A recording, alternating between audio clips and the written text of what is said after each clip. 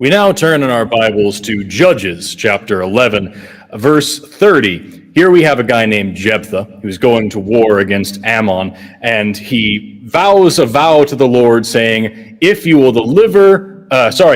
shout without fail, deliver the children of Ammon into my hands, then it shall be that whatever cometh forth from the doors of my home to meet me when I return in peace, it shall surely be the Lord's, and I will offer it up for burnt offering. And then a few more verses pass. He goes to war, and sure enough, it specifically says the Lord delivers the Ammonites into his hands. He slaughters every man, woman, and child amongst them. They are completely destroyed. And then Jephthah comes home in peace from this war that he has just won with God's help. And what comes out of his house to greet him is his daughter. It came to pass when he saw her, he rent his clothes and said, alas, you are my daughter. You have brought me very low.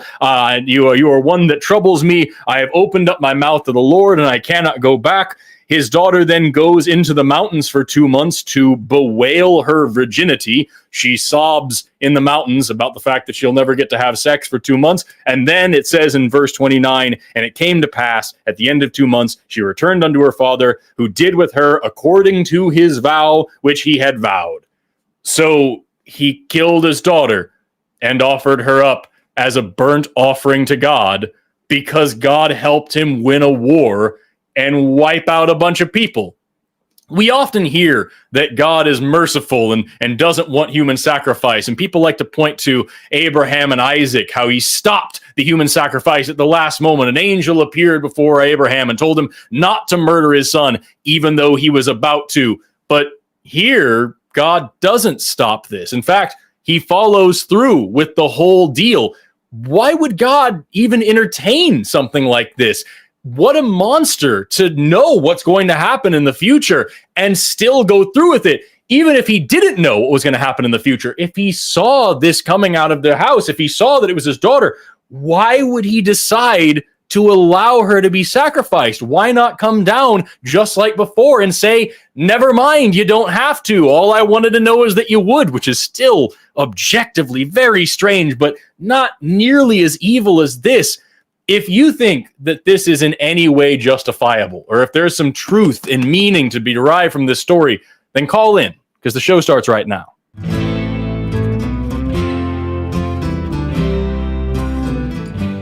Hello, and welcome to the Atheist Experience. I am your host, Forrest Valkai, and I am joined today by the lovely and handsome Jamie, the blind Limey. How are you doing today, man? I still remember your smell. Anyway, hey guys. There's a reason why we're friends. Today, Jamie is coming to you live from the Free Thought Library in Austin, Texas, and I am coming to you live from my office in Tulsa, Oklahoma. It's a weird situation, but still, we appreciate everybody who came out and joined Jamie live there at the Free Thought Library. Take a look at our amazing live audience. Aren't they lovely? I will see. There they are. Yeah! You beautiful people, thank you for coming out. I hope more people will come down and see us more often. I'm going to try to come to more live shows. I just couldn't make it down this month. But as far as I know, we're doing more and more live shows at the end of every month. So come down and see us. Before we get started, though, I have a couple of things that I have to tell everybody. The first one is that the Atheist Experience is a product of the Atheist Community of Austin, which is a 501c3 nonprofit organization dedicated to the promotion of atheism, critical thinking, secular humanism, and the separation of religion and government. The second thing that I have to tell you is that we have a new thing that we've been doing for the past few months here on this show, and that is the Share Your Experience Question of the Week thing, where we ask you a question on the show. You answer the question in the comment section, and we just might read your question, your answer here on the show if we like it a whole lot. So we picked the top 3 answers for last week's question. Last week's question was, why is God really mad at Satan? And we have 3 top answers here. The first one is, God is mad at Satan because Satan has better followers. Can't argue with that. That's for sure. Number 2 is because Satan kept bringing the fruit of knowledge to the Thanksgiving dinner. If you have any, Thanksgiving's coming up. Bring it around. And then finally, we've got the number 1 answer. God is mad at Satan because Satan laid a finger on his butterfinger. Gross. We have another question of the week coming up this week. If you want to answer it and have your comment read on air, you can do that. The question of the week for this week is, what is a modern sin that God didn't know about 2,000 years ago? Jamie, do you have one that you want to throw at us? Well, I think we all know that you have to have faith in God, but you also have to have faith in anime to have God and anime on your side. And if you think it's unfair to have faith in something that wasn't invented back then just talk to all the people that lived before Christianity was a thing. That makes sense to me. I'm into it. With that, we've already got lines filling up, so we're going to jump right into a couple of calls. However, I do want to point out that we always give priority to theist callers, to creationist callers, to anybody who has a legitimate argument that they want to throw at us as, the bizarre, misguided, heathenistic atheists that we are. We've been doing this show for, I can't even tell you how many seasons, 20-something seasons, and we've yet to have one convincing argument for why we should believe in a God. So if you think you have that argument, go ahead and give us a call. We always prioritize atheist callers, and today it sounds like they just lost their nerve because we've got a bunch of atheist callers on the line, and we're going to start in with them. Starting with Jonathan, pronouns he, him, calling him from Colorado, wants to ask how we decide with whom to argue and debate in real life outside of the show, but I'm going to extend it to this show as well. Jonathan, you are on the air. How are you doing today?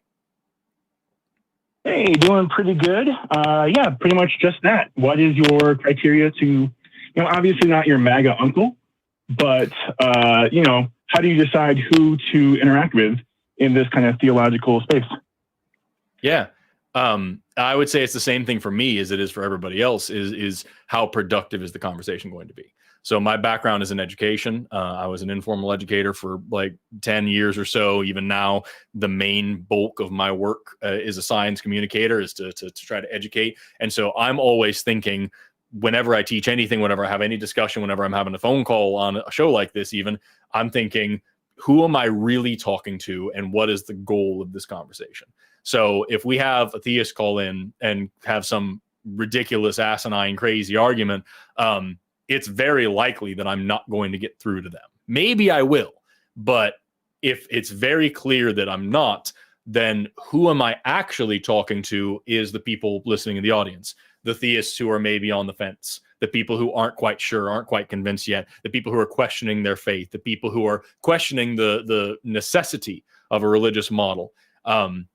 Those are the people that I'm actually talking to. And the end goal that I'm trying to get at is to help these people free themselves from this oppressive kind of thinking, this restrictive heuristics of religion that, pull people back into the Stone Age in a lot of ways. So that's my actual goal when I'm doing that. If somebody tells you that you're not going to change their mind, you need to believe them. And there comes a certain point where you can either decide to risk pushing this person further away, which doesn't really matter because they're already decided that they're going to be maligned to everything you're saying. But you could end up bringing in a lot of other people in the process, and that's also worth it. But if you're just going to be sitting there in a private conversation, spinning your wheels with somebody who has already told you that you're not going to convince them in anything, then it's absolutely not worth it. But yeah, that's how I decide. Whenever whether it be here or elsewhere, the questions that I'm always asking is, who am I actually talking to? And what is the goal of this conversation for me? Am I actually talking to this person? If so, what am I trying to get out of it? Am I trying to convince somebody else? Am I trying to convince this person? Am I trying to, make a difference in the way that they're thinking? Am I trying to convince them of a proposition? Am I trying to, what's the goal that I'm getting at? And who is the actual intended audience? Those are the things that guide whether or not I decide to have an argument with somebody or a discussion with somebody. And I would also add, there are certain discussions, even if they may be internally fruitless, that are worth having because it's the right thing to do. I will always debate someone who is going to be coming across with retrograde or bigoted talking points if I feel that I can talk to them. And maybe I'm not going to change their mind.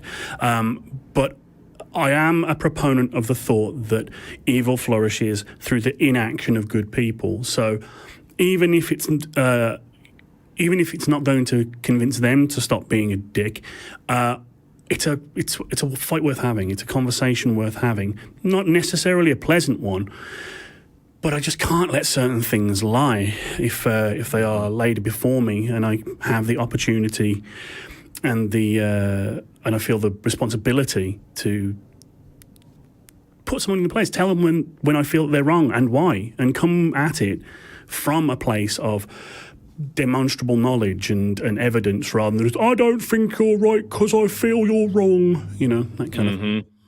Absolutely. Yeah, no, that really falls into the second part of it. What's the actual point? There's something to be said for social pressure, and for having someone, even if they have dug in their heels pretty significantly, having a significant amount of disgust and disappointment coming from people that they respect enough to have a conversation with might be enough to shake them out of whatever shitty belief they're dug into. But that's it is a specific circumstance, and I'm glad you brought it up. Yeah. Anyway, Jonathan, does that answer your questions? Yeah. Yeah, for the most part, two kind of very different answers. I will weigh those out going forward. So thank you guys so much. Nice talking to you. Most definitely. Thank you so much, Jonathan. I wanted to start with that call because we have a few callers here in the screener that I'm seeing here that are, kind of, why would you talk to this? You know what I mean? And I wanted to get that across that when, especially I can speak for myself. I think a lot of people for this show do the same thing, but especially I can say just for me, whenever I'm taking a call, there is a modality behind it, is trying to make sure that even if I'm not going to convince this person, somebody listening might change their mind a little bit. You know what I mean? That's worth the argument. That's worth the time. But before we get there, we have a couple of things that I've got to tell you. Hey, do you like what we do and you want to support us? Well, there's a few ways you can do that. We have an exciting new way to support the ACA. You can buy a custom engraved brick and become part of the library's lifelong legacy. Check out this video for more. Have you ever wanted to make a permanent impact on the atheist community of Austin? Help support our space for free thought by buying a custom engraved brick to be laid on the building grounds to help raise funds for improvements. Our building has stood as a beacon for years, bringing people together. But 3 years of emptiness due to the pandemic have taken a toll, leaving it in disrepair. Help us restore this hub of connection and support by buying a brick. Moses had his stone tablets, but we're doing our own version. Join our brick fundraiser and let your engraved messages stand the test of time, minus commandments. Visit tiny.cc/ACA bricks for more information. Everybody should do that right now. If you like either the ACA or bricks, if you're a fan of either, then those is a great option for you. You can also become a channel member for as little as 99 cents a month. Just click the join button down below this video, and that'll give you access to special chat emojis. Drop some of them delicious little emojis in the chat so everybody can see them. You can also check out atheistcommunity.org to find out printable flyers. With those, you can print them around with permission, of course, in different community bulletin boards, different places around your city to let people know that they can call in and defend their faith. It's a pretty cool thing that you can do. Keith C. sent us this picture where he posted a flyer in his local Panera Bread. I don't know if we have that picture, but it says here that we have that picture, so I'm going to say it anyway. Even if we don't have it, we can't show it to you, that's fine. Thanks, Keith. We appreciate what you do. With that, we'll jump into the second call. We've got, I remember a second ago when I talked about how it's important to take even crazy arguments because somebody else might learn something from it. We've got Mr. Lee Cook, him from Canada, says that the Bible proves that Jesus is God. I don't know what name I should call you, Mr. Lee or just Lee. But anyway, you're on AXP. How are you doing? No, my friend. It's Monsieur Le Cook because I'm here to serve. So Monsieur Le Cook. You started Le Cook. Yeah, I'm here to cook and serve you something delicious. So I heard something very interesting. Just out of curiosity, is this the same Mr. Delicioso and Mr. Yum Yum and all the same things? El Delicioso, Monsieur Delicieux, Monsieur Le Chef. Yes. So same guy. Yeah, same trend. The one that's been shut down on several shows for several reasons a lot. Shut down. Well, I never saw that part. Maybe I have amnesia. Maybe you can refresh my memory where I got shut down. So you started the show by saying, give a reason for the faith that we have, of the hope we have. Mm-hmm. So I'm going to provide a syllogism, and hopefully this time you could really shut me down by addressing the syllogism, because yes, the syllogism. I'm going to make a prediction before you do. I'm just going to make a prediction, is that judging by my memory of the past calls, and maybe I'm confusing with somebody else. Maybe I am. Forgive me if I am. But like, no, you're not. I get a lot of calls. So you can confuse me.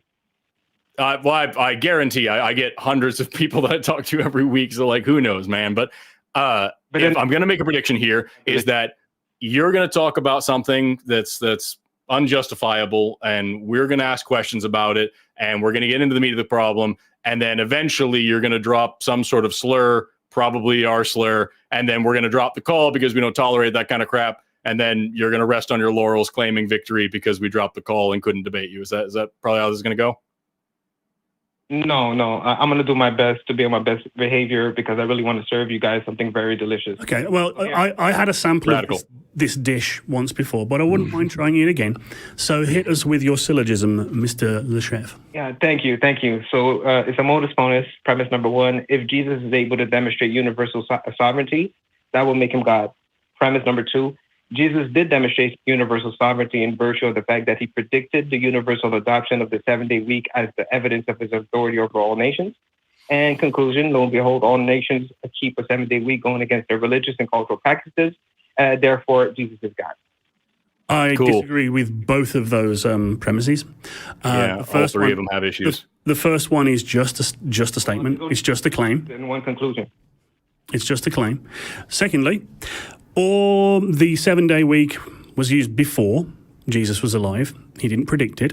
He just said, "That's mine," and I'm giving you the benefit of the doubt that you could prove, in fact, that Jesus claimed to predict the adoption of the 7-day week. But just saying that's mine, and claiming credit for it is not compelling evidence. What do you think, Forrest? Yeah, I just like Googled it for one freaking second about like how far back does the 7-day week go? Like, and it goes back like hundreds of years before, BC, or I should say BCE, but like in this particular case, BC is appropriate.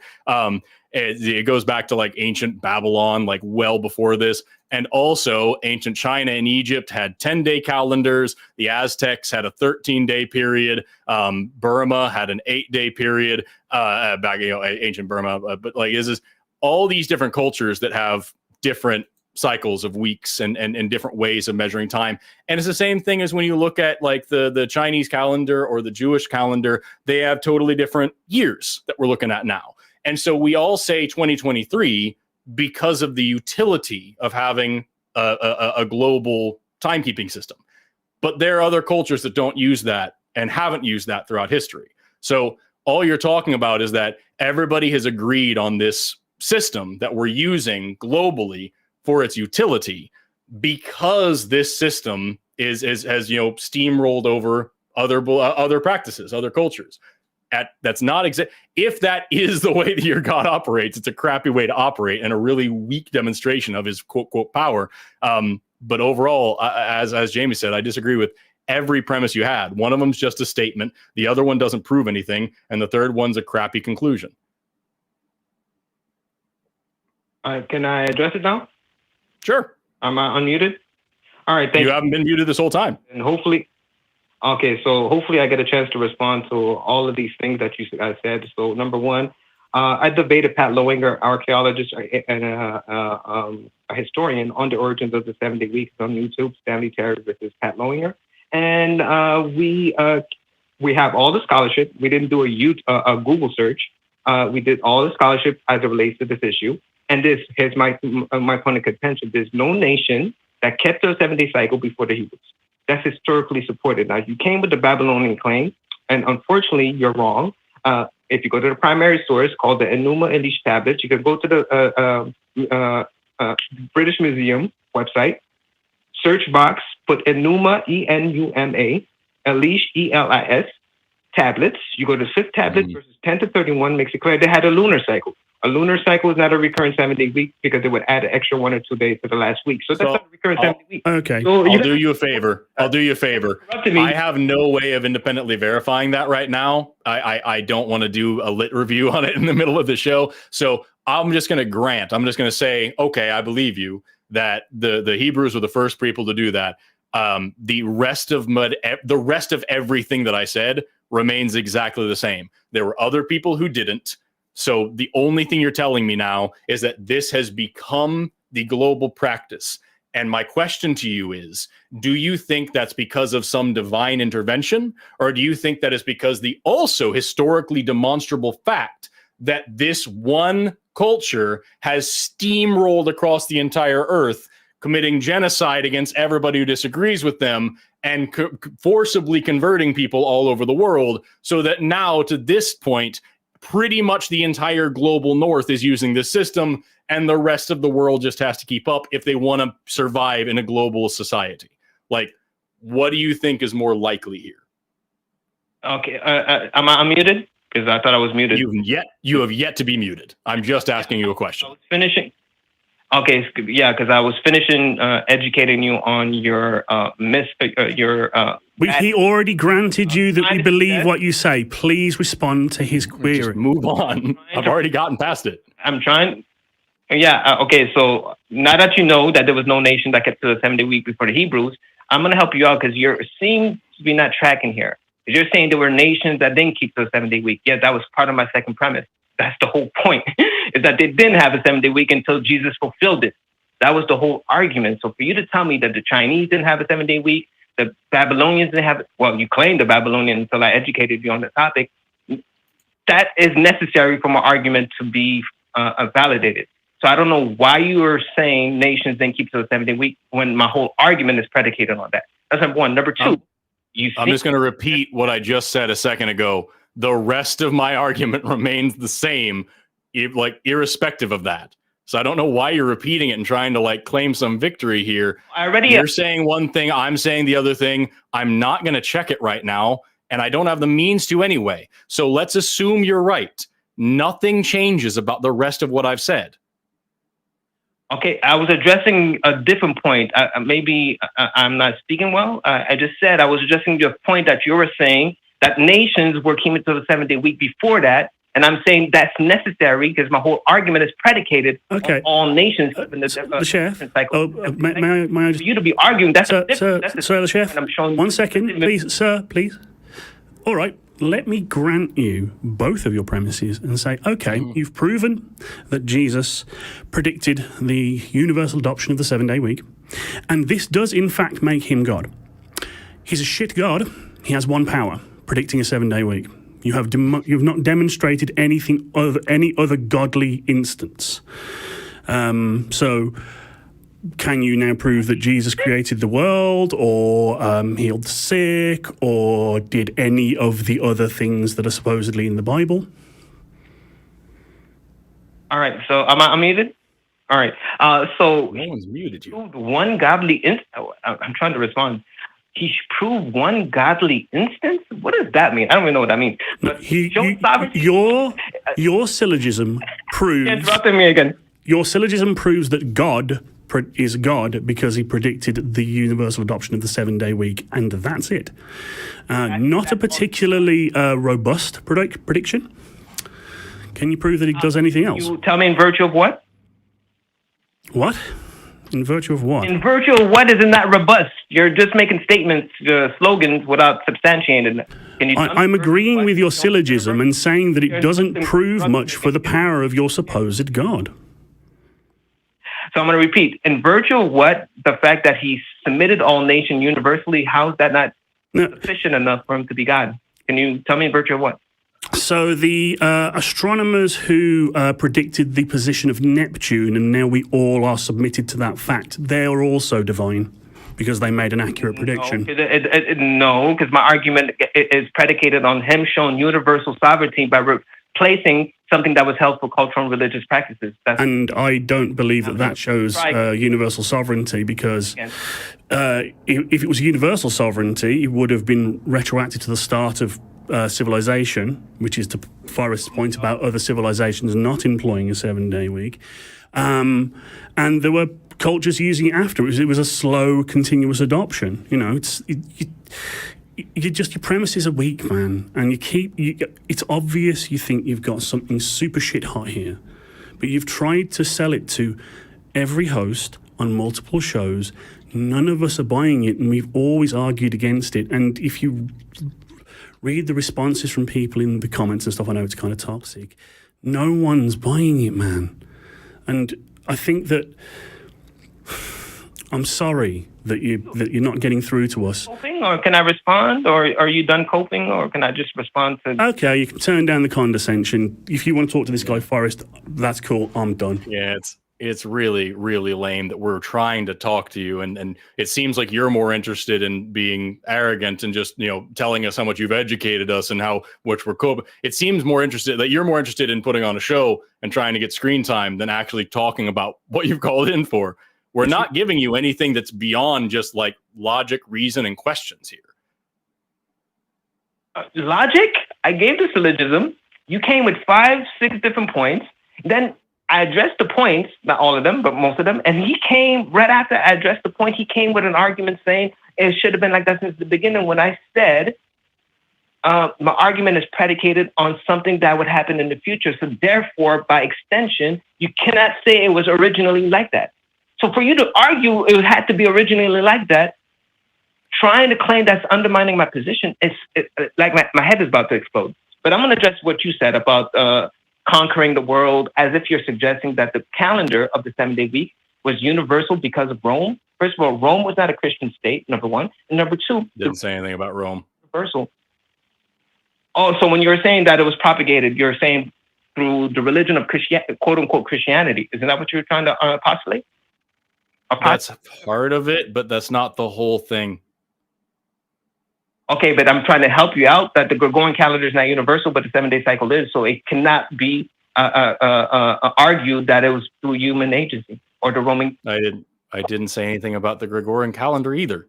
And my problem is that even if you prove that Jesus, that you keep making the statement that the universal adoption of the 7-day week proves that he's sovereign. And if that's all it takes to be sovereign over the world, that everyone uses the same structure of days in a week, I mean, what if I just start doing it 14-day week? It's like Sunday 1, Sunday 2, and I'm no longer under his sovereignty. He's going to come down and stop me. There's only one way for you to falsify that is if any country goes from a 7-day cycle to a different cycle. What you do individually is irrelevant because you're under the sovereignty of your government, and your government is under the sovereignty of Jesus Christ. So by extension, my government, this one that I'm under definitely is not. The one I came from was because you're getting caught. So I have a question, because it seems like what I keep trying to get across is that the utilization of the 7-day week around the world is not a divinely inspired thing. It is the result of of largely ethnic cleansing, but also of just utility at this point. It's a way of everybody just kind of keeping up with the same thing, the same way that we, except for 2 countries in the world, all have the metric system, right? So nobody's sitting here saying, well, here's some other holy book that measured shit with tens. And since we all have the metric system, which is all based on tens everywhere in the world, therefore this other religion is right. That wouldn't make any sense. We found something that was easily standardizable. And because it was set to this standard, we were able to use it pretty much in the entire world, except for 2 countries that are holdouts. But otherwise, the entire world uses this metric system that's a set standard. And it's the exact same thing with the 7-day week. Yeah. It's just a standard that works. It doesn't work particularly well, but it's the reason why we have to have leap years and all these different things. But it's functional enough to get us through. It's kind of traditional. It's been around for a long time. It'd be a massive pain in the ass to try to change it at this point. And so we just all kind of do it. That's my whole argument. Jamie's argument is that even if you could back up the idea that it was absolutely, surely, and purely divinely inspired, that doesn't tell us anything else about all the other claims in the Bible. If I tell you that I can fly, and somehow magically I can, that doesn't say anything about me being able to cure cancer or me being able to fart rainbows or any other ridiculous claim. Each claim has to stand on its own. So if Jesus said, I'm going to make the whole world have a 7-day week, and then somehow did, radical. That tells us nothing about him being God. That tells him nothing about him being the son of a God. That tells us nothing about him raising from the dead. That tells us nothing about him curing the sick. And every single claim has to be independently tested. So your initial premise and your syllogism that if he did this, then we know he's God is flawed to the start. So like both Jamie and I are trying to give you two like really just like basic questions to what you're saying. And all you keep repeating is, well, I said it. And you don't understand this other thing. It's like, I don't get like how we're not getting anywhere. And it, like I said, it seems like you're more interested in claiming some victory in this conversation than actually having the conversation. Am I muted now? You've never been muted. Yet to be muted. No one has muted you. So, I think you're just so used to pissing people off that you assume we are, but we're not. We're just asking questions. I'm actually kind of having fun with this. I mean, bypass that. Final 2 points. You said you want to have a conversation, so let me address your final 2 points. So you argued for utility and you argued for ethnic cleansing. So I was addressing the ethnic cleansing, but you're saying it's not Rome. So I don't know what ethnic cleansing you're talking about. But I said not exclusively Rome. You pinned it on Rome and the Gregorian calendar and a bunch of shit that I didn't say, as if those are the only things. That's kind There's of also British I was going to say, you've got England right there as well, and you've got America right there as well. So like this, it's really not just Rome. It's England, it's America, it's a bunch of other people throughout history. I heard your point. So number one, that doesn't work because Japan adopted the 7-day week before Western influence. So 8th century, Okay. 8th century. That's in the 8th century. So you're gonna have to explain why they went against their 10-day calendar, going against their religious and cultural practices. Without any Western influence. Okay, can I just take a slight... Your points. Every time I address your points, you say you want a conversation, but every time I address your point, you interrupt and you come with a different point that you don't give me a chance to respond. Well, you just said something that Jamie wants to ask about. Yeah. Like you're calling into a show to have a talk. We're not just here to listen to you, dude. We're here to talk to you. So let's let Jamie address what you just said. And then if you don't have anything to add to that, you can move on to the next thing, like a conversation goes. And I'm going to, for the sake of argument... Have a conversation. Let's have a conversation. Address Japan adopting the 7th week. For the sake of argument, I'll accept it. I will accept that Jesus was a real guy and he... okay, I really want to get down on this. Is he sovereign because he predicted the adoption of the week, or do you believe that he caused the adoption of the 7-day week through some... He caused it in virtue of the fact he predicted that something that's exclusive to him, since nobody else makes claims to a 7-day week. Okay. Exclusive to him. I accept that. Okay, you've got me. To answer your question, I thought we were having a conversation. I've already accepted it. I've accepted it. I accept. No, but I'm adding a little caveat to it because he predicted something that's exclusive to him, that has universal implication, and that goes against every religious and cultural practice. Okay. That's the reason why I say he stopped. So your criteria for sovereignty is a unique prediction of something that is universally adopted, cannot be attributed to anyone else, and has transcendent, has implications for both culture and religion. Exactly. So if I said everybody's going to worship me, if I came with a prediction saying I am sovereign over you, everybody, I come with a universal prediction that is exclusive to me, I would have, and if that was validated, then I would have proven my sovereignty. Yes. So by those criteria, I can list off a bunch of people who also meet that criteria. Anyone that has an SI unit named after them. What? Oh, I will Coolum. become an atheist if you give me one example. James Watt. He, through his knowledge and through his will, and his discovery of advances in electrical science, he predicted and created the watt, which is a universally and truly universally used measurement of potential difference. Same with ampere. the amp. Anything that's got an SI unit named after it, the Newton. There you go. Yeah. All of that is not analogous. Number one, it didn't change anything I held for religious and cultural practices. And number two, yeah, it did. Yes, it did. Absolutely did. I'm not. These are the fundamental forces of the universe. Like, they change everything. So I'm addressing your point. I know you want to have a conversation, but I'm addressing your point. Number one, I'm stipulating my points. Number one is not something that changes my religious and cultural practices. Number two is there was no prediction of that. And number three, I'm not submitted to that. You are submitted to that if you use You are, absolutely. You are right now submitted to it because we're using electricity to talk. Right. But how? That was my last point. I think that's great because like that really is it, is that these are scientists that predicted something about the universe, did some tests, tested their hypotheses, came up with answers, and had SI units named after them, and all science depends on that. Like, you have to learn that to get ahead in science, to learn science. So like, I had to learn about amps and about newtons and about watts during my career as in academia, because that's how science works. It changed cultural and religious practices all around the world that had different units of measurements. It united the entire globe with those units of measurements. Even in America, where we don't have the metric system colloquially, we absolutely use it in science. The fact that you're calling us right now and we're broadcasting across the internet, all is based on those SI units. So like, yeah, there's some people, some human beings that did the exact same thing that you're talking about. Glory unto what? So I'm going to ask you one more time. Can you give me an example how it changed my religious practices, please? Because now no religion can actually claim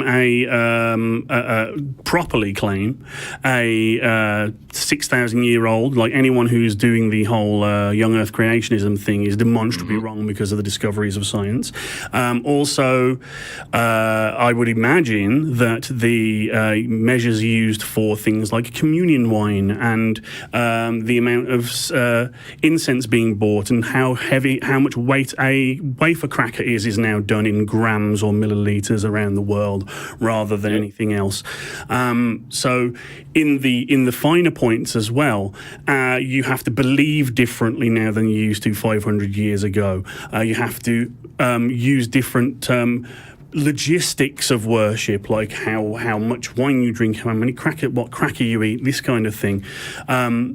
And the actual use of science in religion to broadcast sermons, to produce shows like this and other stuff, like the way that religion is shown, worship is done, practiced, has been changed irrevocably, and it's down to these things. Like, online sermons would not have been possible without the work of scientists. So, yeah. Yep. So I'm going to ask you again, because everything you just said there didn't change anything about my religious practices. You came with the communion. Number one, we don't do it like the Catholics, number one. So yeah, but they do. During the so only your religious practice matters, not yours specifically that matters. Okay, cool. I thought we were having a conversation. I said 3 words. So Jesus did the communion one way. Are you saying today, because of all of these scientific things, that somehow my practice of the communion is different? Yes, that's literally what he just said. Yeah, but it's one of the most. I'm not gonna say it. I'm not gonna say it because it doesn't make any sense. But the fact that you went this far to show me that somehow my religion changed, my religious practices, cultural practices. The Romans had to offer a sacrifice on the 8th day. They built temples for this. Architecture, culture, religion. That's a change when you have a 7-day cycle, because now you cannot operate under the worship of Jupiter no more, because you need the 8th day. And the architecture and everything that you just talked about is also subject to math and to physics, which are now standardized under SI units.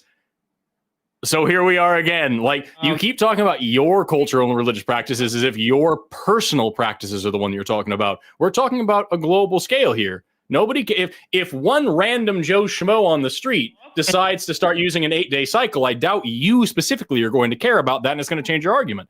We're talking about the mass of the of the Earth, not you specifically. Okay. Okay, so number one, as I was saying, all of these things, with or without them, my religion wouldn't change. You came with an example of communion. I'm scratching my head to see how with all this science is that going to change. I take some wine, I take some bread, and it's not loafers. So we take some bread, we take some wine, and we drink it, we eat it. We don't have to measure it. I don't know what you guys are talking about, and it has nothing to do with sovereignty because I'm not submitted to it. But the standardization of the 7-day week used amongst every government, which you're submitted to, is a sign of sovereignty. So you guys are very desperate. And is this what I'm very bored now. Yeah, it's kind of dragging on. Okay, Let me ask you a question then. Let me ask you one question, and we'll see where this one goes, and that'll determine whether or not we continue the call at all. Legitimate question for you.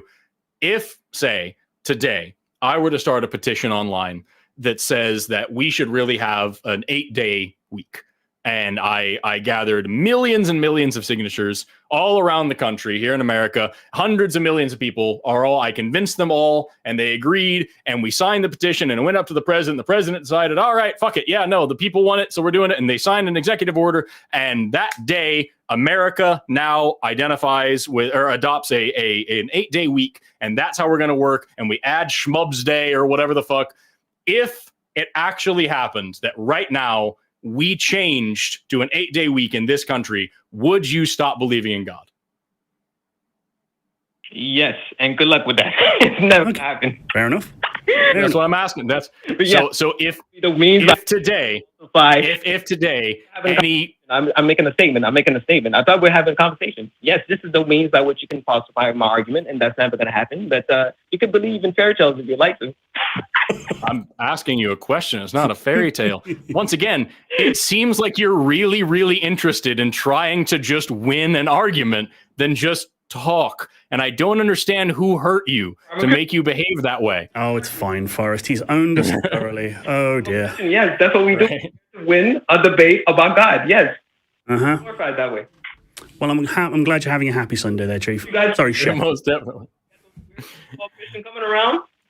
What, you got a real one you now, all of a sudden you're panicking. What's going on? Look at the panic on my face. Yeah. Look at the panic. I appreciate the opportunity. He's coming back soon. Please don't waste your time trying and stop avoiding reality. You're keeping the 70 week. He's sovereign over you. You're going to submit to him either way, but it doesn't mean you're going to be saved. Can't wait. Better to it's great. So I'm like, just it blows my mind, and we'll end on this because it's been about 30 minutes and we got to move on. But like, what blows my mind is that like this whole time we've just been asking you questions, and we've been trying to like put up just basic criticisms to your premises here, and every single time you've been laughing and declaring yourself the victor of some debate that isn't going on, and trying to tell us that you've been accusing us of coping and of panicking and of all these things, when all we've done is tell you reasons why we're not convinced by what you said. It doesn't make any sense to say that this necessitates God being in power. It doesn't make any sense, even if you say that this is proof of his power. It doesn't make any sense to justify any other claims. It doesn't make any sense to ignore the historical facts of cultural cultural homogeneity being enforced as opposed to being divinely inspired. Like, these things are just like really like basic conversations that we could be having, and it seems like no matter what we try, rather than giving us a legitimate answer, you'll launch into some tirade about how we're coping and how we're panicking and how you're educating us and all these things. And then when you say something else silly and we try to explain that that's not what we're talking about, you complain that we're interrupting you and that you're not allowed to speak and that you're being muted and all that. And it's that's not how thinking works. And I don't get how you're comfortable coming into this conversation and just exclaiming something as if that exclamation alone is an argument. You understand where I'm coming from? Yeah, I appreciate muting me, but guys, I did my job. You've been served something delicious. Now, do what you may with this. We've been served something irrational and weird, dude. It's a deeply, deeply weird position. All your response. No, I understand. All the responses you provided, I refuted some of them, but some of them I don't even need to refute. It's like so. Like if I had to like babysit somebody and say that's like a stupid. Okay, no, can we please let him go? Yeah, Don't be dude, for condescending. fuck's sake, man. If I just say nuh-uh, that's not refuting. That's all you've done is just been nuh-uh. Anyway, we're gonna move on, dude. It's been real weird. I'll be honest with you. I'm not inspired. I'm not convinced. Maybe next time. Oh, he hung up. Yeah. Maybe next time it'll be something slightly different. But like until then, I'm not holding my breath, man. Honestly. Yeah. Don't mistake exasperation for panic. It is crazy. It's like, oh, here's my premise. Oh, that doesn't make a lot of sense. Look at you panicking and coping. It's like what? It's all right. It's fine. What have we got in terms of announcements and things? Yeah. God, let me try to shake off the panic of the call here and get back to the job. Oh, man, I'm going to need every drop of this, y'all. We've got some announcements about podcasts and Patreon. We now have a live channel that houses all of the shows in the ACA in audio podcast form. You can visit tiny.cc/AEN podcast. There you can listen to all the shows from the Atheist Experience, Talk Heathen, Truth Wanted, The Nonprofits, and others here on this channel. And with that, we'll jump into the next call. Is that good? Oh, you have something as well? Before we do that, we've got a few super chats that have come in. The thing that I said. Yeah. So, if you don't mind, we got a super chat in from Gayest Husky, I love your name, for $4.99. There is no meaning or purpose in being an automated tithing machine, like that too, for a conservative church or religious corporation. Everyone deserves better than that. They do. Love that. Then from Miranda Rensberger, $5. Was he not expecting that the first thing to come out of his house would be a family member? Hopefully it's just a cow that he happens to have hanging around, burn your dog. Maybe he just hated him. And he was like, any one of them, I'll sacrifice any one of them, please. Give me a reason. One less mouth to feed. Then Andrew Sword, great name as well, 666, the beast. Can Cook confirm that other planets use a 7-day week? Truth. Probably not. We have William Mates, pardon me if I've butchered your name. Another $5. Hey, Forrest, this one's for you. Hey. How much hot ear action will $5 get me? Yo. Bro hoof to you blind limey. Yeah. Repping. Can I do anything for you? Oh, we are slaves to our audience. Then Get your tarps out now. God, we've got so many super chats, so many wonderfully generous people. Puck Tholinder with, I think that's Swedish krona, 50.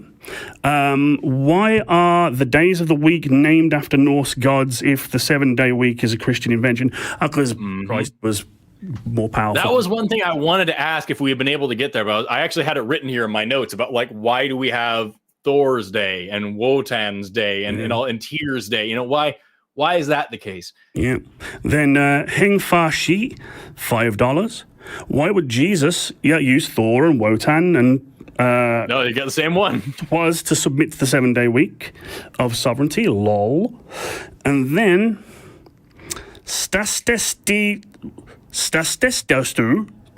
pardon me, was 10 very English pounds, applauding to both hosts keeping cool, talking to the angry chef. I don't know whether I can take credit for that because I was ripping my flipping dick off at one point. Like, It was just so unbelievably boring. And what sucks about it is like it could have been an interesting conversation. It really could have been. But like the dude was so interested in just, showing his arrogance and having his little talking point. Like I would not be surprised at all if that dude also has a YouTube channel or something that he's like excited to put clips of how he like, look, I triggered these atheists and I got them so mad and all this stuff. And like, I think he was really, really desperate to try to get us to seem really upset because I think that's what he was going to get off on. It's just like, oh, I got him so mad. You know what I mean? He was happy. That's fine. That's what matters most. With that, send in more super chats to watch Jamie struggle to read We've got what is I felt so bad with that last one. It's like, what's that name? I wouldn't have read that name. Oh, it's the internet. We monetize suffering here. That's what exactly that's what it is. We've got next up David, pronouns he, him, calling him from California. What is the basis of knowledge? Is David's question. David, you're on the Atheist Experience. How are you doing? I'm doing pretty good. How you guys doing? I'm doing really great, man. Never had a bad day in my life. What's going on? Yeah, I wish I was as happy as you, and I'm a Christian. Yeah, I just wanted. I know you guys made the claim that you've not had any verifiable evidence for a God in the 20-some years that you've had this show. Mm-hmm. Yep. Is that true? Yep. We've yet to hear a good argument that really convinced us. Nothing that really got to me either, but okay, so yeah, feel free. The likelihood. Yeah, well, let's hear it if you have one. And I've been listening to you guys for several years, so the likelihood of me presenting any evidence to you that's verifiable would be slim to none. So I just kind of wanted to address what you consider knowledge or what you consider as evidence. Well, those are two different things. In terms of knowledge, that's going to be there's a whole field of philosophy about that. And I am not a philosopher. I would use the term probably colloquially to just say something that is, verifiable in your day-to-day life, something that you run off of, something that you base your view of reality around, something that you have a feedback loop where you can test it and double check it. I would separate it from belief being something that either is somewhat subjective or doesn't have a concrete thing to connect it to. Or also there could be a second definition of belief being like something that's like meaningful. Like I have a belief in human rights, but that's not like I can go with a meter and go measure human rights. You know what I mean? So like you're going to get into a big, weird, esoteric, thing about semantics and definitions. I don't know if that's super worth your time to get into. In terms of evidence, that's one I can answer. And to say, what's my evidence of anything is something that's testable, something that makes predictions, something that I can go out and look for a concrete reason to believe a proposition. Even if it's not something that I can see with my eyes or smell or hear or something like that, that's what instruments are for in science, is for testing things that don't appeal to our basic senses, because our basic senses are shown to be wrong all the time. So that's what I would go with that. As far as evidence for a God specifically, I don't know for sure what would count as evidence for that, because I, with my limited understanding of the universe, probably wouldn't be able to distinguish between a God performing miracles and super advanced alien technology or just a really good magic trick. That's the whole point. If I go watch Penn and Teller make a potato appear inside someone or whatever it is they do, I don't know how they did that. That doesn't mean that they're divine, but I have no way of measuring that. However, if God exists and is as powerful as everyone says that they are, then that creature would know exactly what it would take to convince me and to prove to me beyond a shadow of a doubt that they are real, and they choose not to. And that, to me, is a testament to either their inefficacy or their non-existence. So that's where I would come from with your question. I know it's kind of a long, rambly answer, but I wanted to make sure that I was very concise with it, because I don't want to misspeak and have you be like, oh, well, you don't know what knowledge is, therefore how can you know anything? You know what I mean? Well, yeah. So there's really not that much that would be considered evidence then, by your definition, because it's... Well, that's the point, is that God would know for sure. If God existed, God would know exactly what to do to convince me. I couldn't give you anything off the top of my head right now that I couldn't then also logic my own way out of and say, oh, well, he could come down and raise somebody from the dead. What if necromancy is real and it's a D&D world, or what if the person wasn't actually dead and I just made a mistake and I didn't realize there's, or what if there's some amazing alien technology that this is like a type 1 civilization that's able to animate life from nothing? What if they're like the Forerunners from Halo? You know what I mean? Like, what if there's all these other things that aren't a God that could do something that I would consider miraculous? I can't, just not account for that. But if God is real, God knows for sure what to do to convince me, and he doesn't. And I've got a question for you, David, and feel free to, I don't want to put you on the spot. Do you have a particular God you believe in? You said you're a Christian. Yes, I'm a Christian, yeah. Okay. Born again Christian. Okay. So the standing meme on the show for me is that if, against all established knowledge of biology and medical science, my eyes, which are thoroughly knackered, were somehow healed properly, fully, that would be seen as a miraculous thing, because we don't know how that could possibly be done. Even if that happened, and even if I were to attribute it to a divine entity, how do you know it would have been your God and not Allah or Brahma or Amaterasu? Yeah, I just accept that there's only one, so I don't say that those other gods, as they're so called, were not legitimate beings or whatever. I mean, just mortal beings or whatever.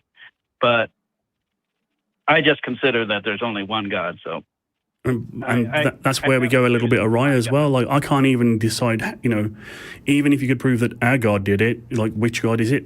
We don't know. I think it was, wasn't it Bertrand Russell who said that considering the sheer amount of faiths on offer, all of which conflicting with one another, even somebody who believes in a God should expect damnation as a matter of probability. You know what I mean? So I think, you're saying, well, I just accept that there's one. How did you come to that conclusion? What evidence do you have for that? How do you know that? Like, why would you make such an assertion? Because the only thing crazier, in my opinion, than saying that I know for sure there's some magical supernatural entity outside of space and time and outside of our scientific understanding is knowing the dude's name, and I know which one it is. You know what I mean? That's a very expensive argument to make. Yeah, well, everybody has their threshold of evidence. Obviously, lots of people have decided that they had sufficient evidence for a God, otherwise they wouldn't be Christians. Or there's plenty of people who said they were Christians that didn't have evidence, but they would have been killed otherwise, I think. Yeah, we can go back to that. But like, what's your threshold? Why do you believe the thing that you believe?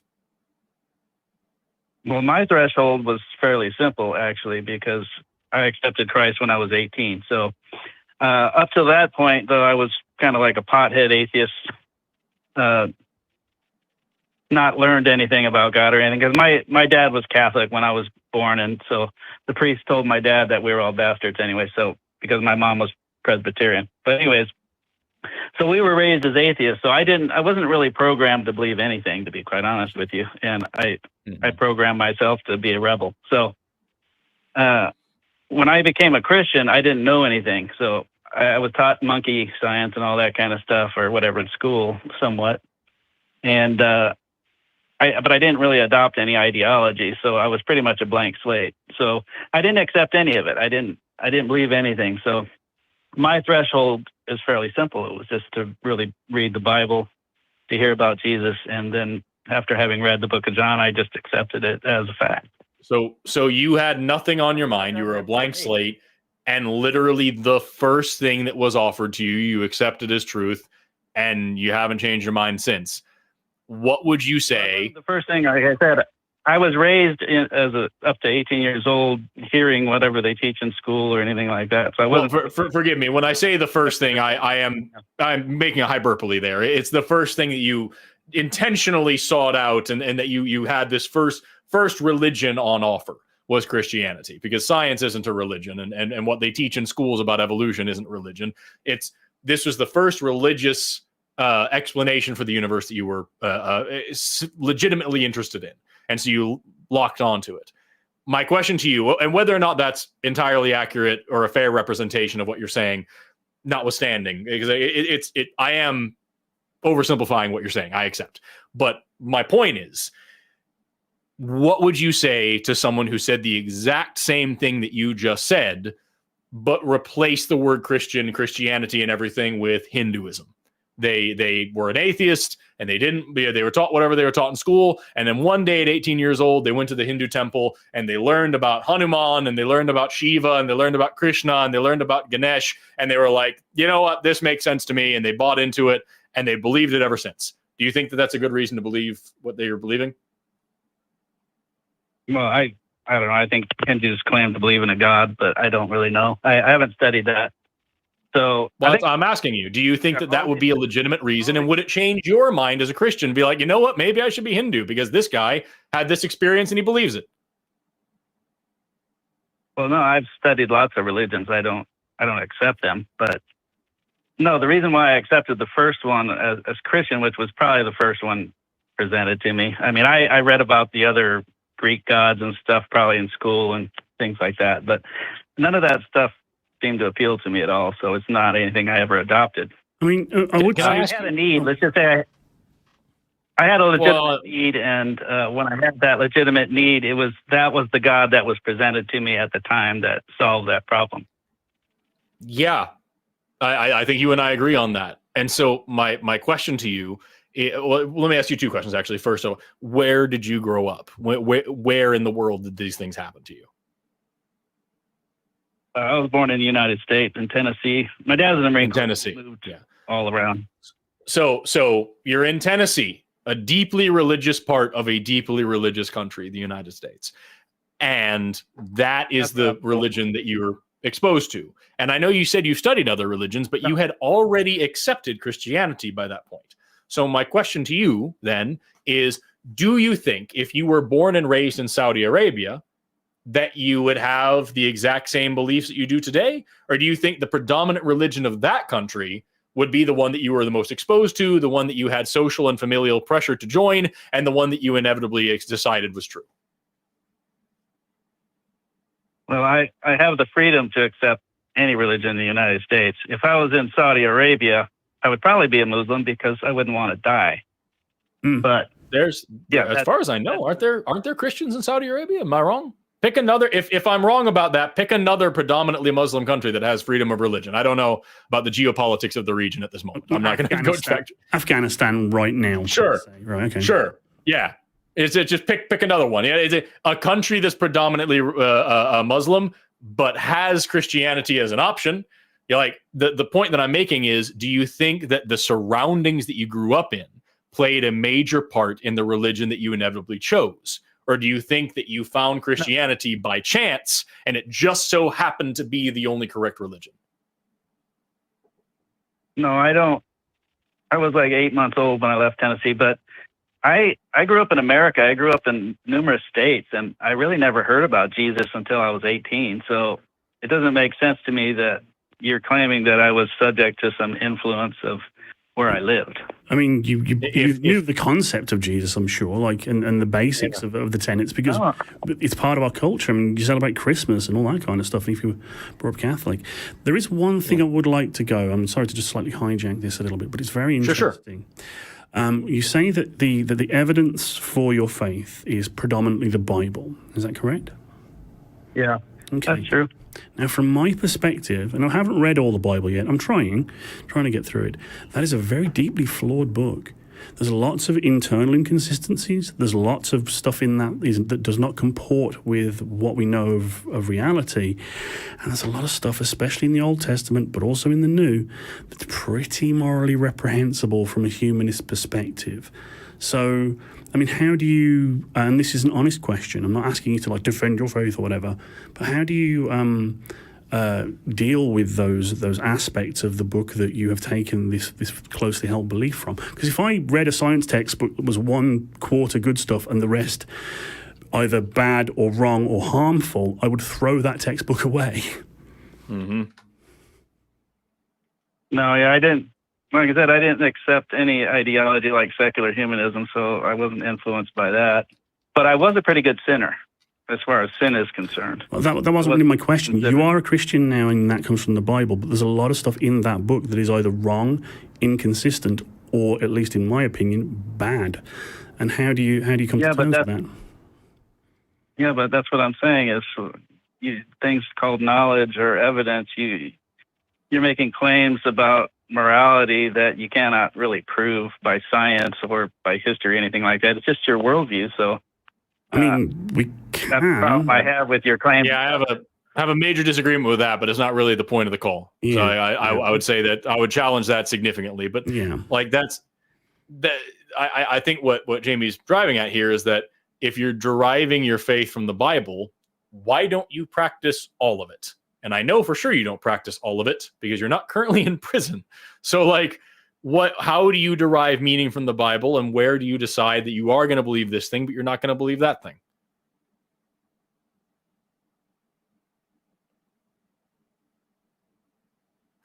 I don't understand what you're saying as far as I don't practice all of it. I mean, it's just like science. I mean, the science developed over a period of time, and certain things were accepted, and then there was new revelations. That's what the Bible is. It's accepted. So fact.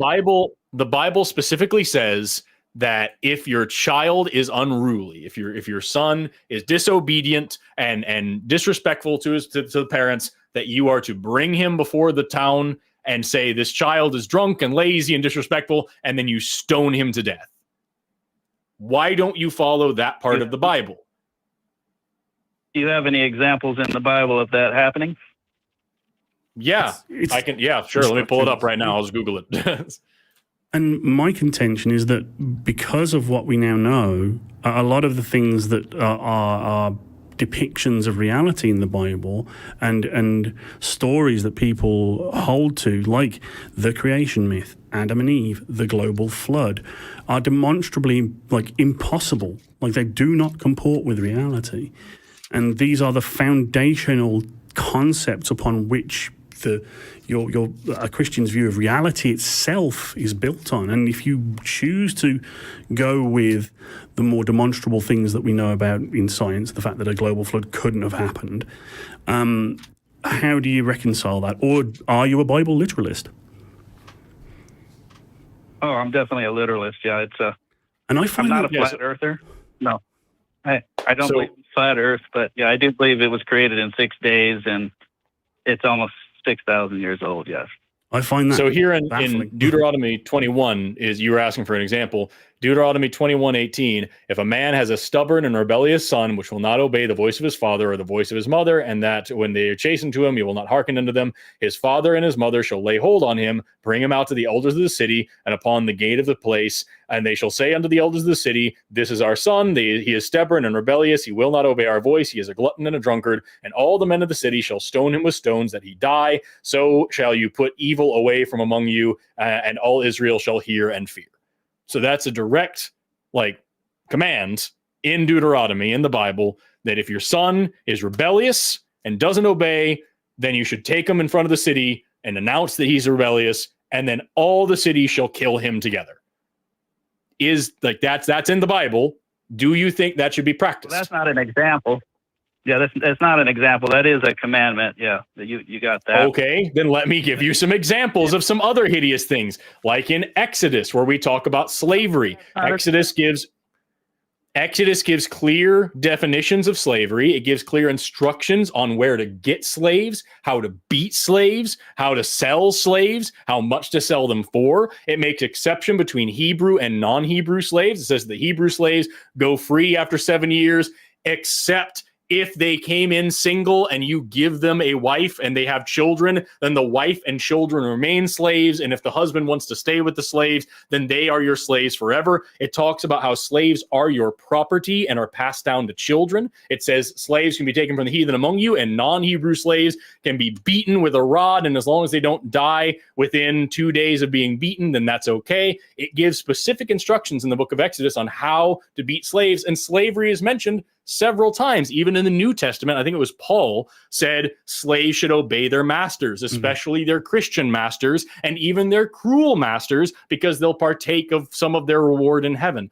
So there's something that does have real world examples in not only in the Bible, but in the real world as well. In America, we had slavery and we justified it with the Bible. We had the Slaves' Bible, where people cut out every single line about liberation and freedom and justice and all these things. And they kept the parts that said slaves obey your masters. And that's what was taught to the slaves here in this country. So like that's something with a clear edict from the Bible, clear instructions from God. God never contradicts it. In fact, God says several times, Jesus says that slaves should obey their masters, and it has real world implications that still affect us to this day. Why don't you follow that part of the Bible? I do follow that part of the Bible. How many slaves do you own? Well, I let all my slaves go. Are you being serious with us now, David? Come on, please. I'm just playing with you now, but I obviously don't have any slaves, okay? Well, let me give you this example then. If I lived at the time of slavery, it's possible I would have been one. That's most likely because I am kind of rebellious. So no, yeah. If you lived during the time of the transatlantic slave trade here in America, very unlikely you would have been a slave unless you were black, because those are the people that we had as slaves. So like rebellious didn't really matter. I don't know. Well, those were the people that were selling slaves. I don't. Okay, here's another example, David. I want to address one thing that the blind Limey said. Mm-hmm. I don't know. Jamie, yeah. So he was talking about scientific evidence. I'll address your points because you always go to the incorrigible child and slavery as if that was some kind of, I got you. But I will address that. But concerning the science part of the Bible, King David had said in one of the Psalms that as far as the east is from the west, that is as far as I will remove your sins from you, when God was talking about forgiving people their sins. Because God is not an immoral thug. He's a God that will reason with you, because we all deserve to die in our sins. And the fact that God doesn't kill us is proof that he's reasonable. He's a reasonable God. He does reason with us. So he gives us time. So when he said that, and in the book of Isaiah saying he called it the circle of the earth, it was talking about a circuit, which is a thing that begins at one point and ends in the exact same point in a circle, in a 360 degree. Well, but anyways, when King David said that, he was predicting the magnetic poles. Okay, no, I cannot take you seriously, David, on that. I mean, I have other points that I'd like to bring up. You didn't let me finish. No, he was predicting the magnetic poles, because if you go from north to south, right, you're going to eventually go north or south, and the two are going to meet, right? But if you go from east to west, you never meet east and west. You just keep going east. If you keep traveling east, you're still going east. You never meet west. And the same with going west. So that's predicting the spherical planet right there. I mean, they knew the planet was a sphere long before Jesus was alive. But here's another thing, because I really, really cannot take that seriously, because he doesn't mention anything to do with electricity or magnets or magnetic fields or anything. You're just talking about cardinal directions on a map. But here's another thing. I'm bald, as you can see. Should I sick bears on children that make fun of me? Sorry. So you wanted an example from the Bible of something that I would find reprehensible, that was done by a person in the Bible, and that was beseeching God to have bears maul children. Was it 42 children to death for making fun of his being bald? So if a kid makes fun of me being bald, should I be able to sick bears on them? Well, yes, you should. Okay, I'm done. I cannot continue the conversation in good faith. I'm sorry. What really sucks is I actually have been sitting here pouring through my Bible, finding other scientific inaccuracies I was going to bring up to you. We were going to talk about different parts of the Bible that don't make any sense. I was going to talk about different religions that had different opinions from you, and different predictions of the natural world that came true that were not necessarily religious. And like, it seems like you're just not being serious, man. Yeah. And if you are, I mean, I don't really know what to say. And I'm not just talking about you joking about bears. I mean, all of this. It seems through all of this that you either haven't thought this out or you're deliberately avoiding thinking about it. Yeah. I mean, for fuck's sake, dude, Aristotle talked about atoms thousands and thousands of years before they were discovered. just by basic logic alone, talking about dividing something until you get to something undividable, which is where the word atom comes from, atomos. Aristotle didn't believe in Jesus.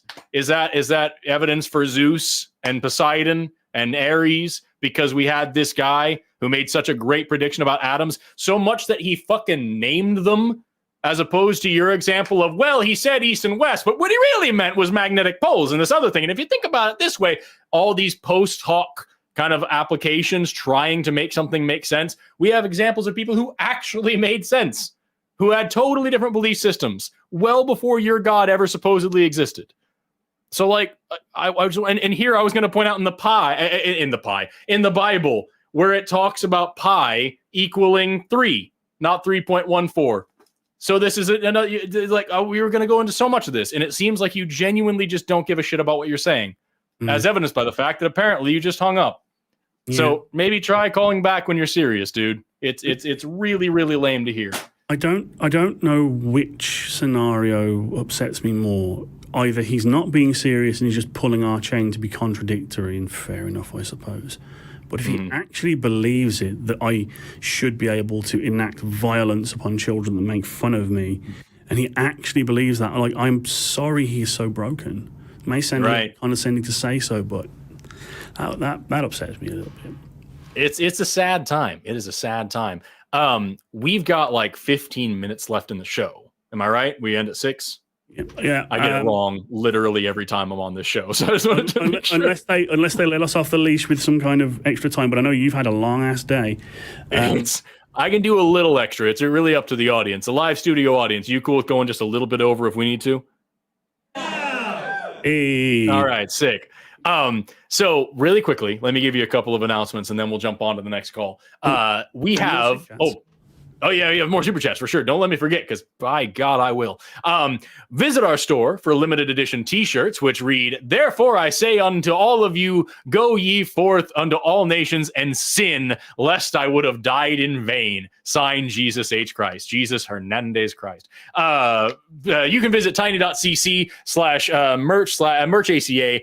Go get them now. We also want to give a big shout out to the crew who put this show together. The crew is amazing, and they make this whole thing a reality. Let's take a look at the crew on our amazing crew cam. There they are. Look at them go. And you've got this picture of Jamie and me in ghost form sitting next to him there. But thank you so much to them, and thank you so much to all of you, our audience, for tuning in and watching us every week. It really does mean a lot. You make this show a reality. So thank you for being here, and thanks to the crew for putting it together. What are our super chats, dude? Well, we got a few. We got I Killed Earl with $5 saying the Babylonians had a 7-day week before Judaism, Christianity, or Islam.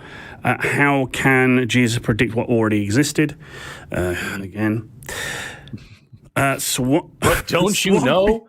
Swampy. You're just coping and panicking. Yeah. Swampy pubes. Lovely. $4.99. Great show tonight as always. Hope to see you both hosting together again in future. I hope we do too.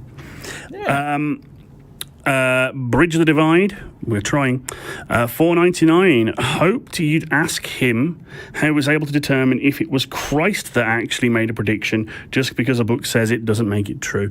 And that was part of our. We could have gone into that with our last call. You know, just because book says does not mean true. Sean coming in with $5. If I create social constructs that become incorporated into every nation or country, is evidence I am sovereign, special pleading, and arbitrary claim. Yeah, that was the whole point of the SI units and James Watt and all that. Praise be unto him. Resistance is futile if you believe in Ohm. Anyway, and Andrew's...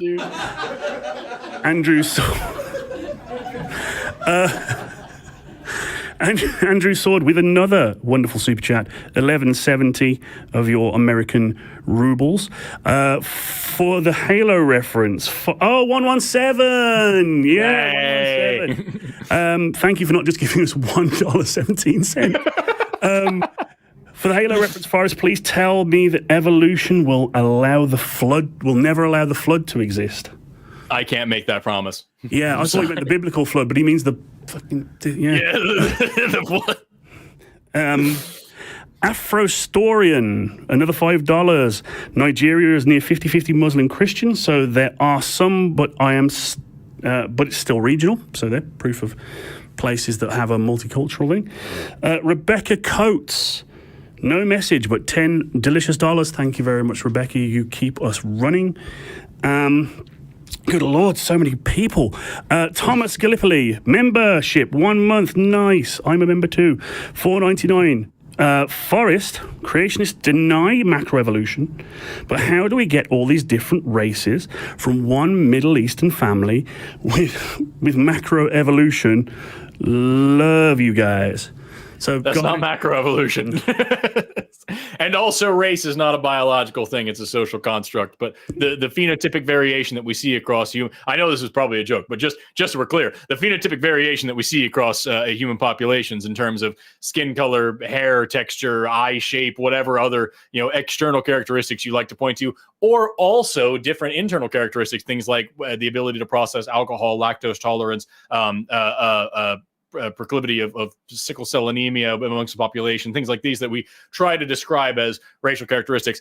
Literally all of them are explained by evolution and by the migration of human beings across, and I say human beings by our species, Homo sapiens, because strictly speaking, anything in the genus Homo can be called human, but this is the distribution of Homo sapiens across the planet during Out of Africa 2, Electric Boogaloo. Those are the things that we explain these things with, that we actually have testable, predictable models that explain and make explanations of those things. It all comes down to variation as a result of niche pressure, environmental pressure, selection pressure, not to some sort of weird arbitrary classification system based on race that doesn't exist. And every time we've attempted to create one, it's gone really, really poorly. Yeah, not so great there. And another one from Thomas Gallipoli. It says that my wife is from a tribe in the Philippines that is over 40,000 years old. So much for young Earth. I mean, we've got documentary evidence of the Chinese dynasties going back more than 10,000 years in a one continuous stream. I mean, come on. And another one, God, so generous. It's like being just making it rain, baby. Hanny Blake Dabas, a new member. Thank you. Welcome to the fold. $10. Can reincarnation be explained by information carried from leftover electrical impulses from a dying brain carried over to another body? I don't think so. Thank you for the money. Yeah, thank you for the money. So I'll think, oh yeah, I'm psychic. My brain waves are in. It's like, if your brain waves are strong enough to get into my brain, then get the fuck away from me, because you are basically radioactive right now. Jesus Christ, Professor X, get out of it. Yeah, and that's a very common thing where people talk about like energy or brain waves or something like this, and they're like, oh well, there's energy and everything, and that can transfer to blue badoo, and it's like, energy cannot be created or destroyed. It only changes forms. That is true. Great example of that is like when you're driving a car and you apply the brakes, the brake pad, squeeze the rotor slows down. You are converting mechanical energy into thermal energy. That doesn't mean that the driving of the car is still there and it now exists in some other plane of existence, and the car drive has now been reincarnated into hot.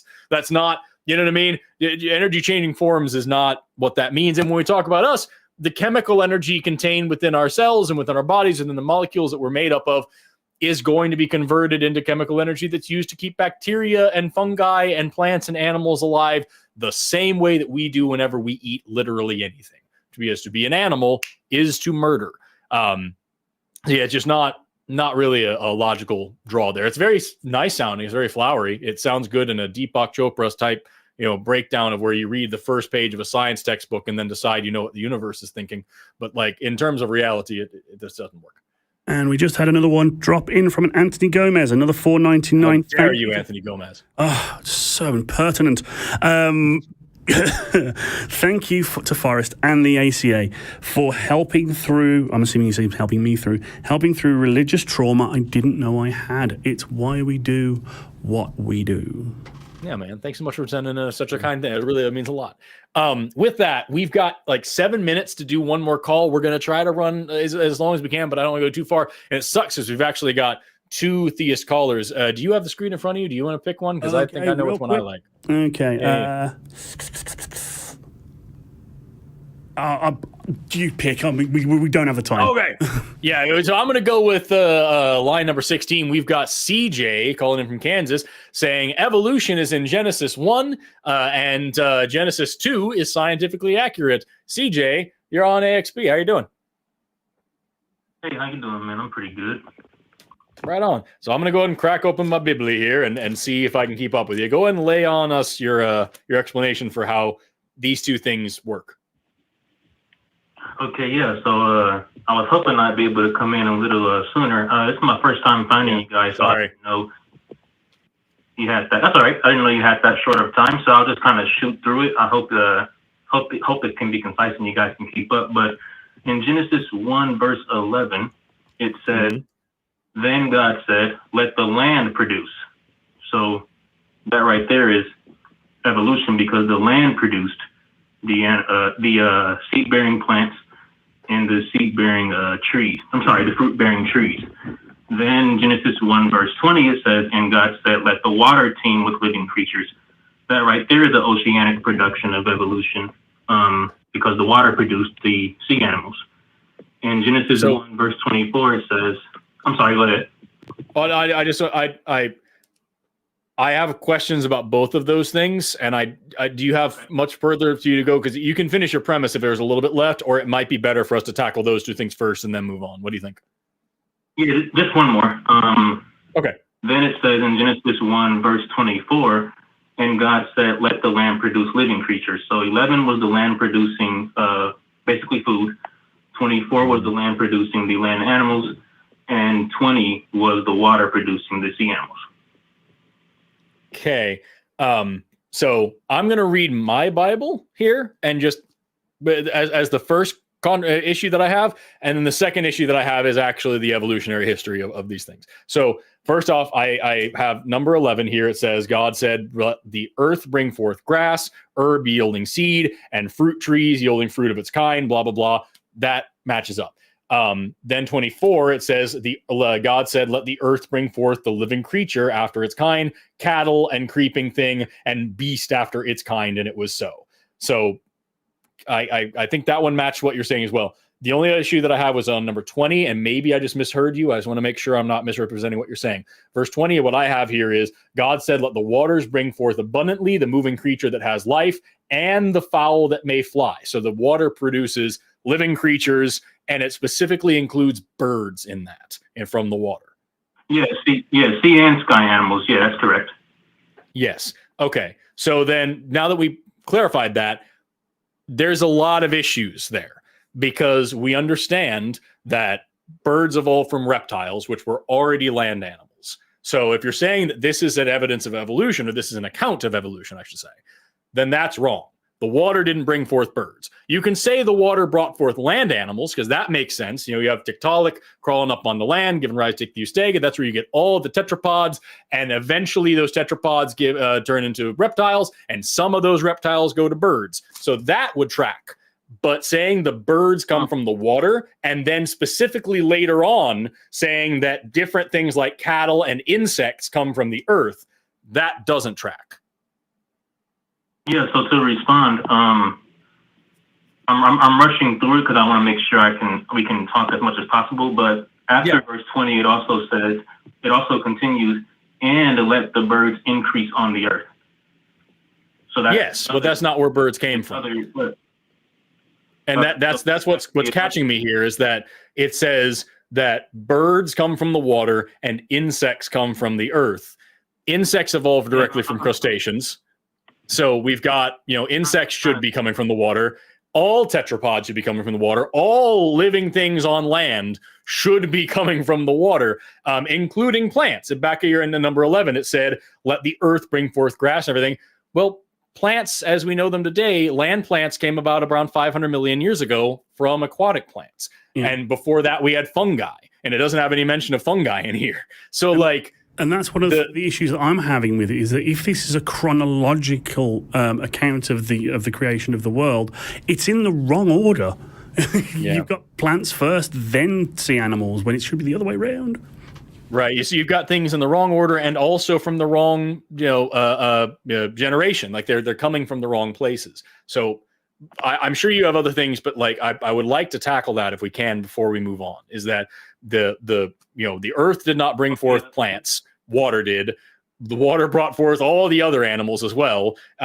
Birds didn't come directly from water, nor did cattle. There was a million steps in between there. So why doesn't it make any reference to any of those other steps? And why does it have things coming from the wrong places? Yeah, I can explain. I can respond to both the water rebuttal and the, I believe you said insects, and also, if I recall correctly, birds. Is that spot on? Okay. So as far as the everything coming from water, that goes into a whole nother explanation that I would have to break down. If you do, I know you guys may not be interested in this, but if you were to do a water study in the Bible, that literally goes all the way back to Genesis 1:2, where there's a claim that water existed before everything. In Genesis 1:2, it's before day one. And if you do a deep study in the Bible, about water, and then you can literally just go on the internet and you can type in, did water exist before Earth? And scientists are slowly finding out that most of the water on Earth does not belong to Earth. Yeah, that's the best response I can give right now, because I can't go into detail. That would be a good conversation for later. So please do call back in next time I'm on and talk about it. But like, as far as just this is concerned, because like I agree with it, like water didn't come from with carbonaceous chondrites that we should talk about. Like there's a lot of shit there that would be an interesting conversation. But I think just sticking to this for right now, is there a way that you can account for these without getting into that conversation, or no? Yeah. So I can, but it will be incomplete. That's the only issue. But I have no problem still addressing the other things. So we'll try to give you the benefit of the doubt. Okay, thanks. As far as the rebuttal about birds coming from reptiles, if you continue a little bit past Genesis 1 verse 20, there's another interjection that says, "And let birds increase upon the earth." So that to me is an account of the reptiles becoming birds. I mean, it also says, "And let birds I'd have to say, increase on the earth." And that is true. It is vague, and that's why I wish it was possible to do a deep study, but unfortunately, it just feels a little bit like post hoc rationalization to me, I'm afraid. I can't really shake that. It does, yeah. But maybe we're missing something. So let's go to your second premise for now, and then we'll see like how we can tie this whole thing together. Your second premise that I have on the call screen here is that Genesis 2 is scientifically accurate. Would you please explain what you mean by that? And maybe we can try to like suss out some common ground here. Okay, yeah. Let me just go down to my notes for that. So I'll keep it short and brief. It still may have some issues due to time constraint. But so in Genesis chapter 2, verses 20 to 24 is the passage where God says it's not good for man to be alone. And he says, "I'll make a helper suitable for Adam." And he puts him into basically a coma. And he opens up his side, takes out his rib, and closes the place up with flesh and creates Eve. So one of the verses is when he responds to this creation, and he says, "This is now bone of my bones and flesh of my flesh. She shall be called woman, for she was taken out of man." If we go with that premise that women should be bone of the man's bones and flesh of the man's flesh, I like to look at this on the basis of chromosomes, and you'll understand why. So if we take the X and the XY chromosomes and copy that twice, you get XX. First X for the man's bones, and the second X for the man's flesh. When you put that together, you get XX chromosomes, and those are found in bone marrow. That's not how chromosomes work, as far as I'm aware. Yeah, the Y chromosome basically a corruption of the X. Sorry, I didn't hear the other guy. I wanted to hear what he was saying. Sorry, because both of you guys' voices were blending. I didn't hear the other guy. I think he has an accent. Yeah, I mean, I'm a relatively scientific layman, but that's not how I understand chromosomes to work. And also, you're completely ignoring the fact that making a human out of a rib is not scientifically accurate. That is magic. Well, in all fairness, let's say that tracks. Let's say, okay, he took the rib and he took the genetic material from the rib and used it to make another human being. Couple of issues that I have with that.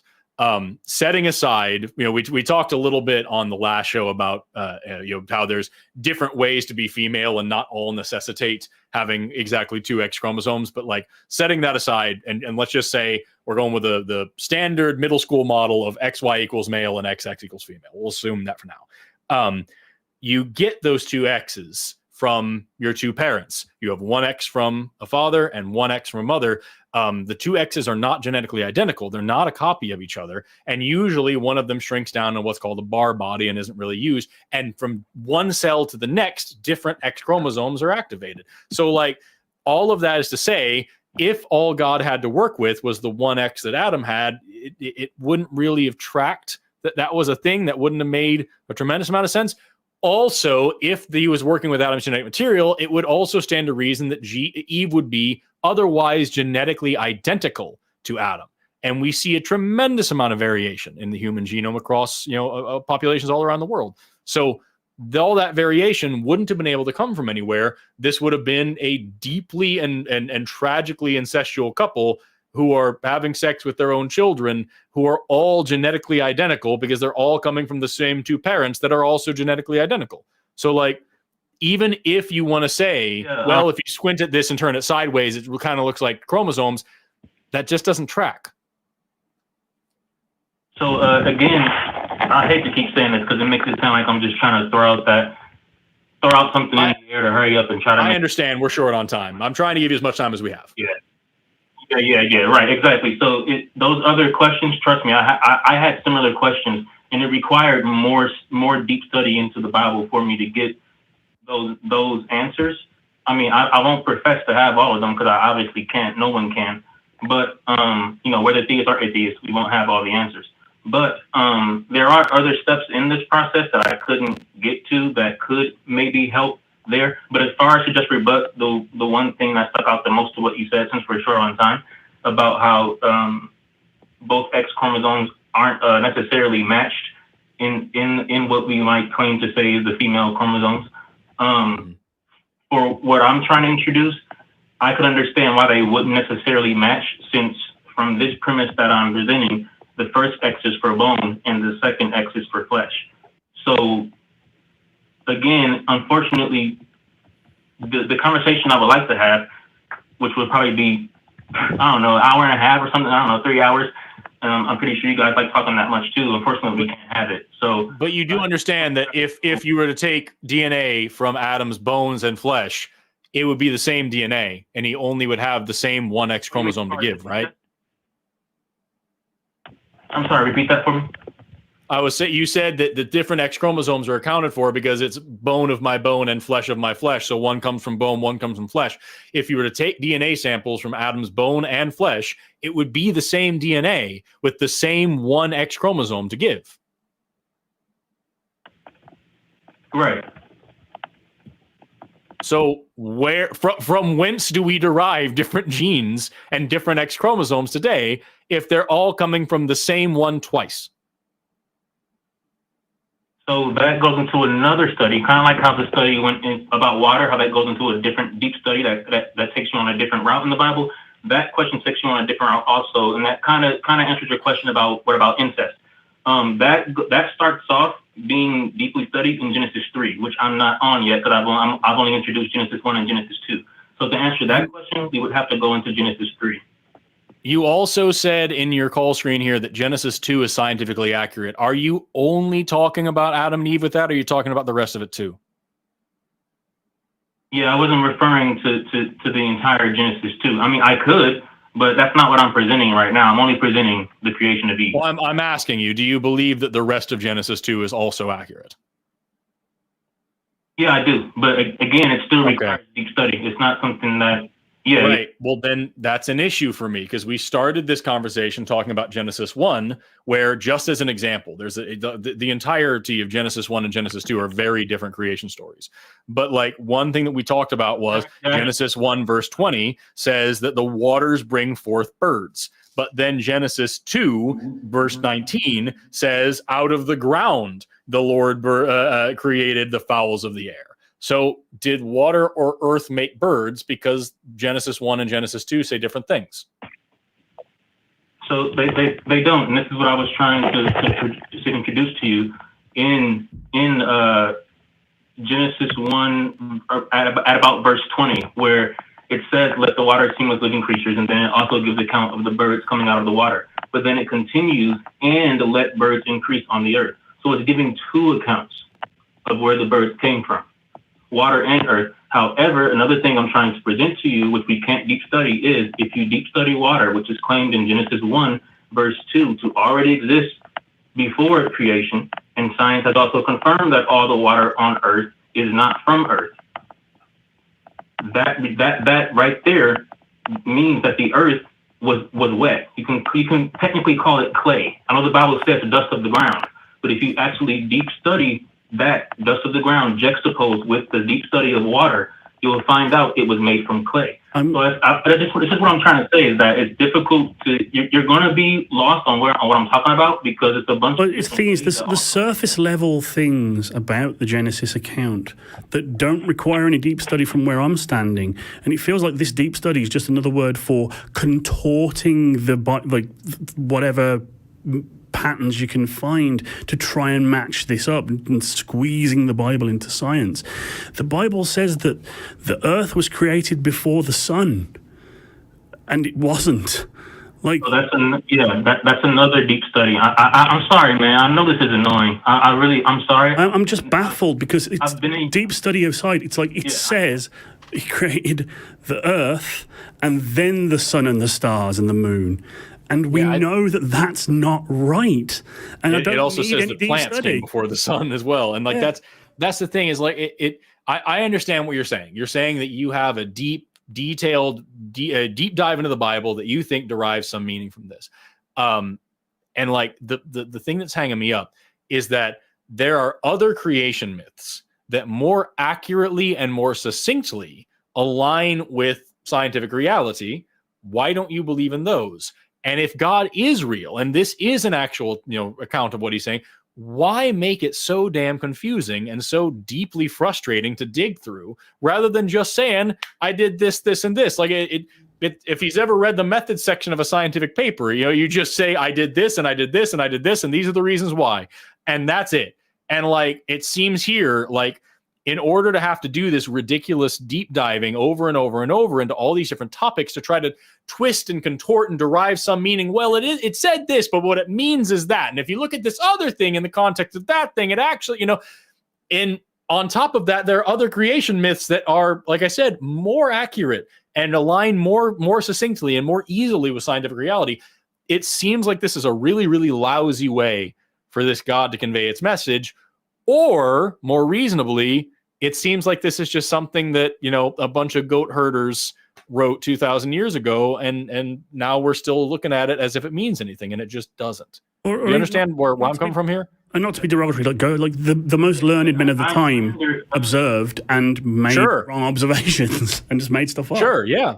But it was still one of our first attempts at science, and because it was one of our first, it was our worst. Like, so do you understand, like, where we're coming from here? Like, I'm not trying to just dismiss you out of hand. I'm just saying that, like, what you're giving me seems overwhelmingly convoluted, and there's other creation myths that are better. And without all the creation myths, we have a much more accurate story. So, like, why is this necessary, and why would a God make it this way? So you brought up a lot of things that I didn't have a chance to interject about. Sure. I wish we had more time, because you also asked, well, first about the other guy. I can't see you guys, of course, in order for me to be in the queue. But he said that the Bible says the earth was created first.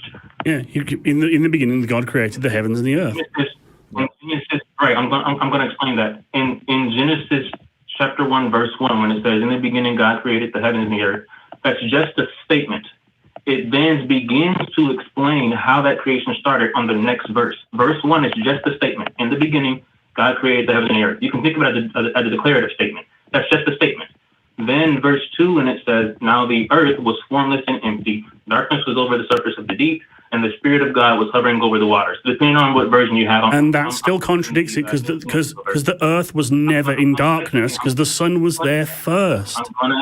That's the thing, is I don't want CJ, I don't want you to read the whole thing to us. Like I promise we've read it. I've got one open in front of me right now. I've annotated Genesis myself. Yes, that's what I'm saying. It's like yes, you're right. I'll grant you that God created the heavens and the earth was just a summary statement, and then we went from there. That's fine. But then he makes light before he makes the sun, and then he makes day and night before he's made the earth, which is how we measure day and night is by the rotation of the earth and which side of the earth the sun is hitting. So he makes light and day and night before there's anything to create or measure those things. So like, are you going to say that like that part is also out of context and that's just a summary and we'll get into it later? Or is maybe this something that just doesn't line up with scientific reality? I've never said once out of context. That hasn't come out of my mouth once. I've only said deep study. I have never said. I'm paraphrasing. I'm paraphrasing you. Deep study. Okay. But the only reason why I take that seriously because I know that a lot of Christians, I would prefer to just call them false Christians. They like to throw out of context when they can't answer a question instead of just saying, "Sorry, I don't know. I haven't studied that yet." So that's the only reason. That's fair. I take it seriously when people say out of context. No, but that's fair. What I do want to say is, to finish to the response to the other guy, because he brought it up and it jumped out to me. When it says, now the earth was formless and empty. When Moses wrote that, he's right. He's inspired by the Holy Spirit. The Holy Spirit isn't literally possessing his hand and writing. He's inspired by the Holy Spirit. So as a human, he's going to write, now the earth. The earth is not created until day 3. When the Bible says, let dry ground appear. So earth is ground. The earth is a combination of ground and water. So the earth was not actually created until day 3. So when Moses said, now the earth was formless and empty, when he says now the earth, a better way to have written that would say, now the space was formless and empty. That'd be a better way to write that. But again, he's inspired by the Holy Spirit. He's not possessed by the Holy Spirit. So that's not written. And those are claims you're making that that are unfalsifiable. Right. And you have to understand. I mean, again, I want to give you the benefit of the doubt, but I'm finding this thoroughly unconvincing. I'm sorry. It all feels like post hoc rationalization, trying to fit a square peg in a round hole, and it just doesn't land for me. I remember when I was at one point, there's a really great book called Braiding Sweetgrass by Robin Wall Kimmerer. And she's a biologist, she's a botanist, and she's also Potawatomi, if I remember correctly. And so the book is about interweaving Native American outlooks on the world, Native American worldviews with science. And it's a really, really cool book. And at the beginning, one of the first chapters, I think it actually might be the first chapter, she talks about the legend of Sky Woman. And the story is, it's a creation myth from, I believe it is from her culture. I'm 99% sure it's a Potawatomi creation myth, where Sky Woman is a woman who falls out of the sky, and she comes here to Earth, and the Earth is completely covered in water, and all the animals are there, and the animals come over. She get the swans or geese or something, I think it is the geese, catch her and make sure she doesn't fall into the water. And then the animals all work together to find some mud on the bottom of the water, and they pull it up, and she smears it over the back of a turtle, and she that's how dry land is created. And she has in her hand a bunch of seeds, and she plants a garden, and that's where all the land comes from, and all the plants and all these things come from. That story, I could sit here and argue, makes a lot more sense. There were several times in Earth's history where it was completely covered in water because it was much hotter and we didn't have ice caps and we didn't have permafrost or anything like that. And dry land came up later as the continents hardened after the end of the Hadean epoch. Other animal types were here before humans evolved 200,000 years ago. We are, very young and coming into this. We survived off of other animals, and we can translate that as their kindness as actually us hunting them or whatever. The planting of seeds relates to the invention of agriculture and things like that. Like, I can do the same thing that you're doing and say, here's this story that beautifully and poetically tells about the creation of the planet and the creation of human species and where everything comes from. And you just have to squint at it and turn your head a little bit, and it all makes sense scientifically. I can do the exact same thing, and it will mean exactly as much nothing as what you're saying to me. And I'm wondering, like, why not make it something more clear? Why not make it something that's more easily understandable? I can point to 30 other creation myths right now that have similar roots that I can say, oh, well, you know, I think it's the Lakota story talks about Ea being the everything in the whole. I'm going to butcher this story, so forgive me, the Lakota people watching this. But that these Eas, this all-encompassing being that embodies everything in the whole universe, and he takes a piece of himself and squeezes it, and from there we get the earth, and then he squeezes it further until it bleeds blue, and that's where we get the waters. And like, that sounds an awful lot like the whole universe and gravity forming planets and the oceans, so, you know, forming and the continents solidifying, like that same kind of thing. You know what I mean? Like, I think you can do the same song and dance that you're giving us right now with damn near any creation myth from any culture ever. And it won't be backed by science because it's not something that we can actually go out and independently verify. And I think what you're doing is you're making a lot of excuses for something that simply is a story that was told 2,000 years ago. And I don't know why you give more credence to that story than any other story. Well, I won't disagree with what you're saying, that you can justify anything. I'm not disagreeing with the fact that you can justify anything. I also don't disagree with the fact that you believe I'm justifying this. I don't disagree with nothing you just said. Yes, you can justify anything you want to, which is why I said from the beginning, you would have to decide to deep study this. I can't make this make sense to you. It's not possible, and I'm not trying to. I'm just simply presenting what I believe. I'm not going to try to figure out how to make you believe this. With all due respect, sir, to both of y'all, both of you, sirs, I'm not going to do that. And I understand what you're saying is, what you're curious about is what makes this more important or more valid, I guess is a better word choice, than all the other ones, when you can just as easily justify all the other ones, especially when personally, when it comes to you, all of the other ones seem to make more sense to you than they do to me. This all comes down to personal belief. That's why I'm not trying to make you see anything that I see, because what you're basically saying is, well, to me, I don't see it. And I'm saying is, to me, I do see it. And so to make just one last rebuttal, sure. And this is really quick, so it's going to be really short and sweet. As far as I already responded to the whole, now the earth was formless and empty, and how the earth wasn't created until day 3. And so that should read, now the space was formless and empty. When on day 1, when God said, let there be light, that was not the creation of sunlight. All the sunlight was not created until day 4. Day 1, when he said, let there be light, was the light of heaven. That was when he created heaven, which is why it says, Genesis 1:1, in the beginning, God created the heavens and the earth. Mm-hmm. Okay. The day 1. But it should have said the heavens and space. So, yeah. Forgive me. I think what you just said, I think before you got to that point, and I'm sorry, this is the last thing I'll ask you, and then we'll have to move on. But like the thing that you just said before you started talking about, you know, what light actually means and everything, because frankly, it's immaterial to what we're talking about here. What you just said, I think, was really elucidating to the issue. Is you were saying that you accept my argument that there's, you know, all these different beliefs, and we can do special pleading for any one of them and have the same argument, but you believe in this thing and I don't, and it all comes down to belief. And that right there is the crux of the issue for me, is that I don't believe anything about science. Like when I study science and teach science for a living, I don't believe in the Big Bang. I don't believe in evolution. I don't believe in the formation of the earth. I know those things happen because of what the evidence leads me to. And the evidence isn't trying to reinterpret some dusty old book from the Bronze Age.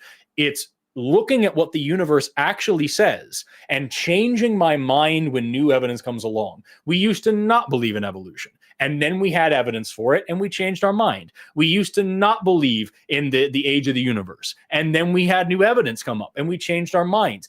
So this is the major difference, is that you're looking at this book and you're saying, what can I find to justify this book? And what I'm doing is looking at the universe and saying, what do you got to tell me? What's going on? So you're framing this as a matter of belief, one belief versus another. And it's simply not that. It's not me holding up a copy of Origin of Species and saying, I have this book. And you hold up a picture of a copy of the Bible and say, I have this book. It's all of this evidence, all of this independently verifiable, testable, repeatable evidence about the universe versus you saying, I have this book. And I wonder if you understand and appreciate the difference between those two things. This is not a matter of belief for us. What I'm saying is that wasn't your original assertion. Your original assertion was, I can do the same thing you're doing with your book, with another book. Your original assertion did not include, because I know your original assertion did not include what you're trying to say it included now, which was, I believe in science, and so I use science to give me my personal belief. You did not bring that up in your original assertion. Now that you have, no, I didn't, because I was trying to get you to understand that what you're doing can be done with anything, and it means nothing the same way that I feel like it means nothing now. You cannot do that with science, however. I cannot say, like, there's no instance in which I, as a biologist, am going to say, well, I know evolution is true, therefore, if I see this thing, I'm just going to go ahead and say that aligns with my evolutionary doctrine, right? That isn't how it works for us. And so if I were to find something that went against the evolutionary model, I would take that into account, and either the evolutionary model would change or it would be discarded. So there's no faith, there's no belief, there's no post hoc rationalization or justification going on there.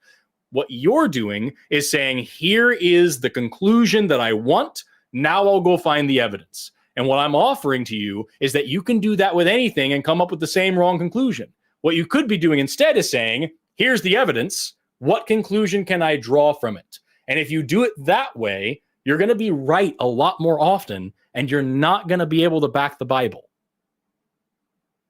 What I'm trying to tell you is, you literally just made an assumption. You're saying that I went from the Bible and then went to look for evidence that backed it up. That would only be true if I was indoctrinated from childhood and believed this from the beginning. Then I would have gone to the Bible and then only went to research that. That's not what happened. I've never believed in evolution, because I never at that time when evolution was being taught to us, as soon as I learned about the missing link, I was like, come on, how are you going to teach something with the missing link? I'll listen, but how are you going to teach it with the missing link? I don't know any other theory that people accept with a missing link.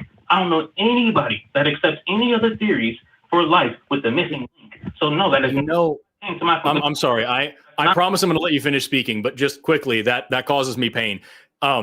I study and teach evolution for a living.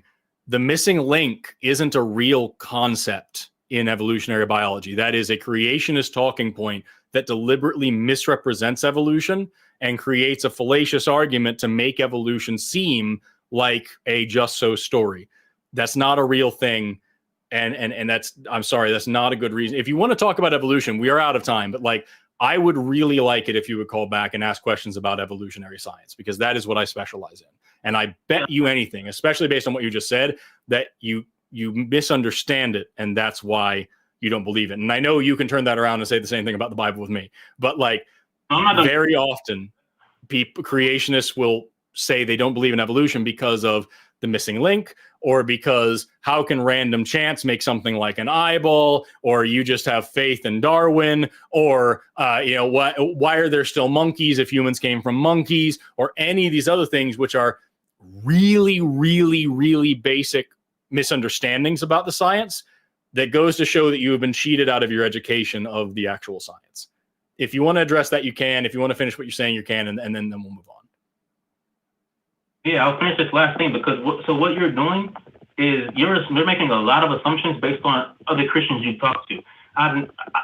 What I just said about the missing link, I will concede on what you're saying, that you have a degree in this area. I talked to evolutionists, and they said there was a missing link. So I'll concede that maybe those people just don't know what they're talking about. Okay, cool. Maybe those people didn't know what they're talking about. But those were not creationists who told me that. Those were evolutionists who told me there was a missing link. You assume there was creationists right away just because I'm a Christian. That's not how I came to that conclusion. You keep doing this, man. No, I'm only a little bit irritated because I don't like when people assume I came to my conclusions the same way all the other Christians have. I'm a Christian. I'm not all other Christians. That's like me assuming just because you're an atheist, you like all other atheists. I wouldn't do that. So everything that you're disagreeing with is completely based on you thinking I think just like everybody else. I don't. That's not how I came to none of my conclusions. So that's the last thing I want to say to you, is that please don't keep putting me into a box of how all these other Christians came to conclusions. That's why I feel like that's the reason we can't. All we're saying is that it feels like you're trying to fit. Like you want to prove the Bible is scientifically accurate, and you're trying to find evidence for it, and we feel that that's not a very good way to actually come to truth. Like, this is what I want to be true, and I'm going to go and find the evidence for it. Whereas what we're saying is that the better way to go about things is to just accept what is and draw conclusions from what the evidence tells you, rather than trying to aim for a goal, and be prepared to be wrong and to be corrected. So apologies if we cast any aspersions on why you are doing what you're doing, but it does feel like you want the Bible to be scientifically accurate, and you're going to, by golly, you're going to find the evidence to back it up and make any, like, you're saying that Earth should be written as space, and that's, again, like, that's an assertion. And you say, oh, you got to do a deep study, a deep study, a deep study, a deep study. And I'm like, the very surface saying, this doesn't make any sense to me. And you're essentially saying that it would if I studied it enough. But I mean, Gordon Bennett, I'd be, my mind would be blown if I could ever get to that point. But I really have trouble believing that that's the case, sir. I'm sorry. That's kind of where I'm at as well. It seems like I don't doubt for a second that you've done sufficient, research into this, but it seems like the motivations and the methodologies of your research are spurious. And it seems like you're doing, and forgive me, you're going to be mad at me for saying this, but like, it seems like you're doing what a lot of creationists and what a lot of theists do in like, Jamie just said, saying, I want this to be true. And therefore you're trying to fit things into those boxes. And you're right. I do make a lot of assumptions about what you're saying. And that's because I've been doing this for a long time, and I've been arguing with people for a long time. And especially the people who say I'm not like other Christians and I don't believe these things for all the same reasons are the ones who give me the exact same arguments that you've been giving me. So just, it's not novel to me. And for that reason, maybe I'm overlooking something. I hope you do call back next time that I'm on. I'll be on again in December. And I hope you talk to me about evolution. Because again, it's something that I study and teach all the time. And based on what you're telling me, it sounds an awful lot like you're making the exact same kind of fallacious arguments and the exact same kind of like bad assumptions that other people do. And you said that you learned it from evolutionists, quote, which that isn't a thing, but whatever. It sounds like maybe they're colloquialisms or something that you took then to a Christian source. I don't know. It just, regardless of how you came to these conclusions and how unique you think that is, the conclusions that you're giving me at face value are not unique. That's what I'm trying to get across to you. And I'm trying to find a polite way to say that without sounding patronizing, because I understand how that can sound kind of shitty. And I really don't mean to be. It however you came to it, what you're giving us right now is not anything that we haven't heard before. And it's as unimpressive as the last time that we heard it. Do you understand where I'm coming from here? Okay, that's fine. Yeah. All I want is for you guys to stop saying I am doing this. I prefer for you to say it seems like, because I would never say to y'all doing 1, 2, 3, 4. I would never say that. I would say, sir, it seems like that your line of thinking is starting here and then ending here. Okay. Apologies that we came across that way. Honestly. Yeah. Okay. Yeah, we don't want to be that way. Yeah. And I'm sorry for how charged up I am. This is as much as you guys get charged up from, because I've listened to a few of y'all shows, and I don't even like how some of the Christians like I'm not trying to throw him under the bus, but calling in to mock atheists is no different than atheists mocking Christians. So I understand y'all might be on guard too, just like I am, because you're used to hearing the same old stuff. But I'm also used to putting me into a box too. So I'm not doing that with y'all either. So I would just appreciate it if it was more, it seems like you're doing this instead of you literally are doing this, because that's not how I came to my conclusions. And a quick plug, if you want to have a longer conversation, do absolutely call back in when Forrest is back on. But also feel free to come into the ACA. December? And come to the ACA Discord. Plenty of people there will be happy to spend hours talking to you about what your findings in a pretty inclusive setting. So, again, me mate Kelly, good guy, plug the Discord, very cool fan run thing. Yeah, I'm looking, and right now, this might change in the future, so keep your eyes open, but it looks like I'm scheduled to be on December 10th, as I'll be hosting in that day. So, just, at that time, if you want to call in and talk about evolution, I would love to do it. Do you have a time, December 10th? Sorry? Do you have a time, December 10th, or a time frame? I don't know. It's 30th. I do this for a living, and I'd never remember. I think isn't it 4:30 Central Standard Time, which is the best standard time. Yeah. Same great time, same great place. And we'll be here on December 10th. That's where I'll be. Okay, yeah. So I understand this is you guys' platform, so obviously I can't try to pose that you guys do some kind of deep study with me. I can't pose that. So the only thing I can say in response is, if you haven't already, to also consider opening your eyes towards where I'm coming from, because I understand what you're saying. Of course, I don't fully understand, because I don't have your experience. I understand you're saying you've had these arguments from other Christians also. But what I can say is, unfortunately, I've never met a Christian say anything that I'm saying to y'all. I know that might sound crazy to y'all, but the Christians I meet are the ones who just say, just believe, just have faith, and that's it. And I just think that's ridiculous. You can't even have faith until you have belief in the first place. So that's all I'm saying, is that I would just like the respect of not putting me into a box. And I think we've addressed it. I think that we've come to the point where Right. I think we've addressed it, and I think we've given you a lot of time and a lot of patience for this. So yeah, you're right. Anyway, that's all right. I apologize. Thank you. We're going to go ahead and move on. Thank you for calling in, CJ, genuinely, and I hope you do call back to talk about evolution with me. All right. See you later. All right. Well, that was a crazy show. We had a lot of ups and downs. We had some really, really shitty people and some really, really nice people and everything in between. With that, have a couple of outro announcements for you. Number one, remember, you can now make a lasting impression on the ACA by participating in the brick fundraiser. You can buy a custom engraved brick. Just visit tiny.cc/ACA bricks for more information. I want to give one more shout out to the audience, who is so far away from me, but so close to my heart. Thank you so much for being down there, guys. I really do appreciate it. Lovely people who like cameras. I also want to give one more shout out to the crew who pulled this show together. You guys are all fantastic. Thank you for letting us run long, and thank you to the audience for letting us stay long. Thank you to our subscribers for getting us to, I think we just crossed 400,000 subscribers. How cool is that? Thank you so much for being here today. Please visit our website at atheist-community.org for the latest that's what's been happening. Feel free to contact us at tv@atheist-community.org. Jamie, it is always a freaking pleasure working with you. Just one cool last thing. We had one last superb chat coming. Oh, shit. Okay, yeah, bring it on. Fate of Silver, no message, but $5. Thank you. Thank you. I'm going to eat every one of those $5. But yeah, seriously, it's been a fantastic show. Jamie, thank you very much. Crew, thank you very much. Chat, thank you very much. Mods, thank you very much. Call screeners, thank you very much. Audience, thank you very much, in person and over the internet. And theists, please call us back next time, because, man, we'd love to talk to you. And with that, have an awesome rest of your day and never stop learning. Bye-bye.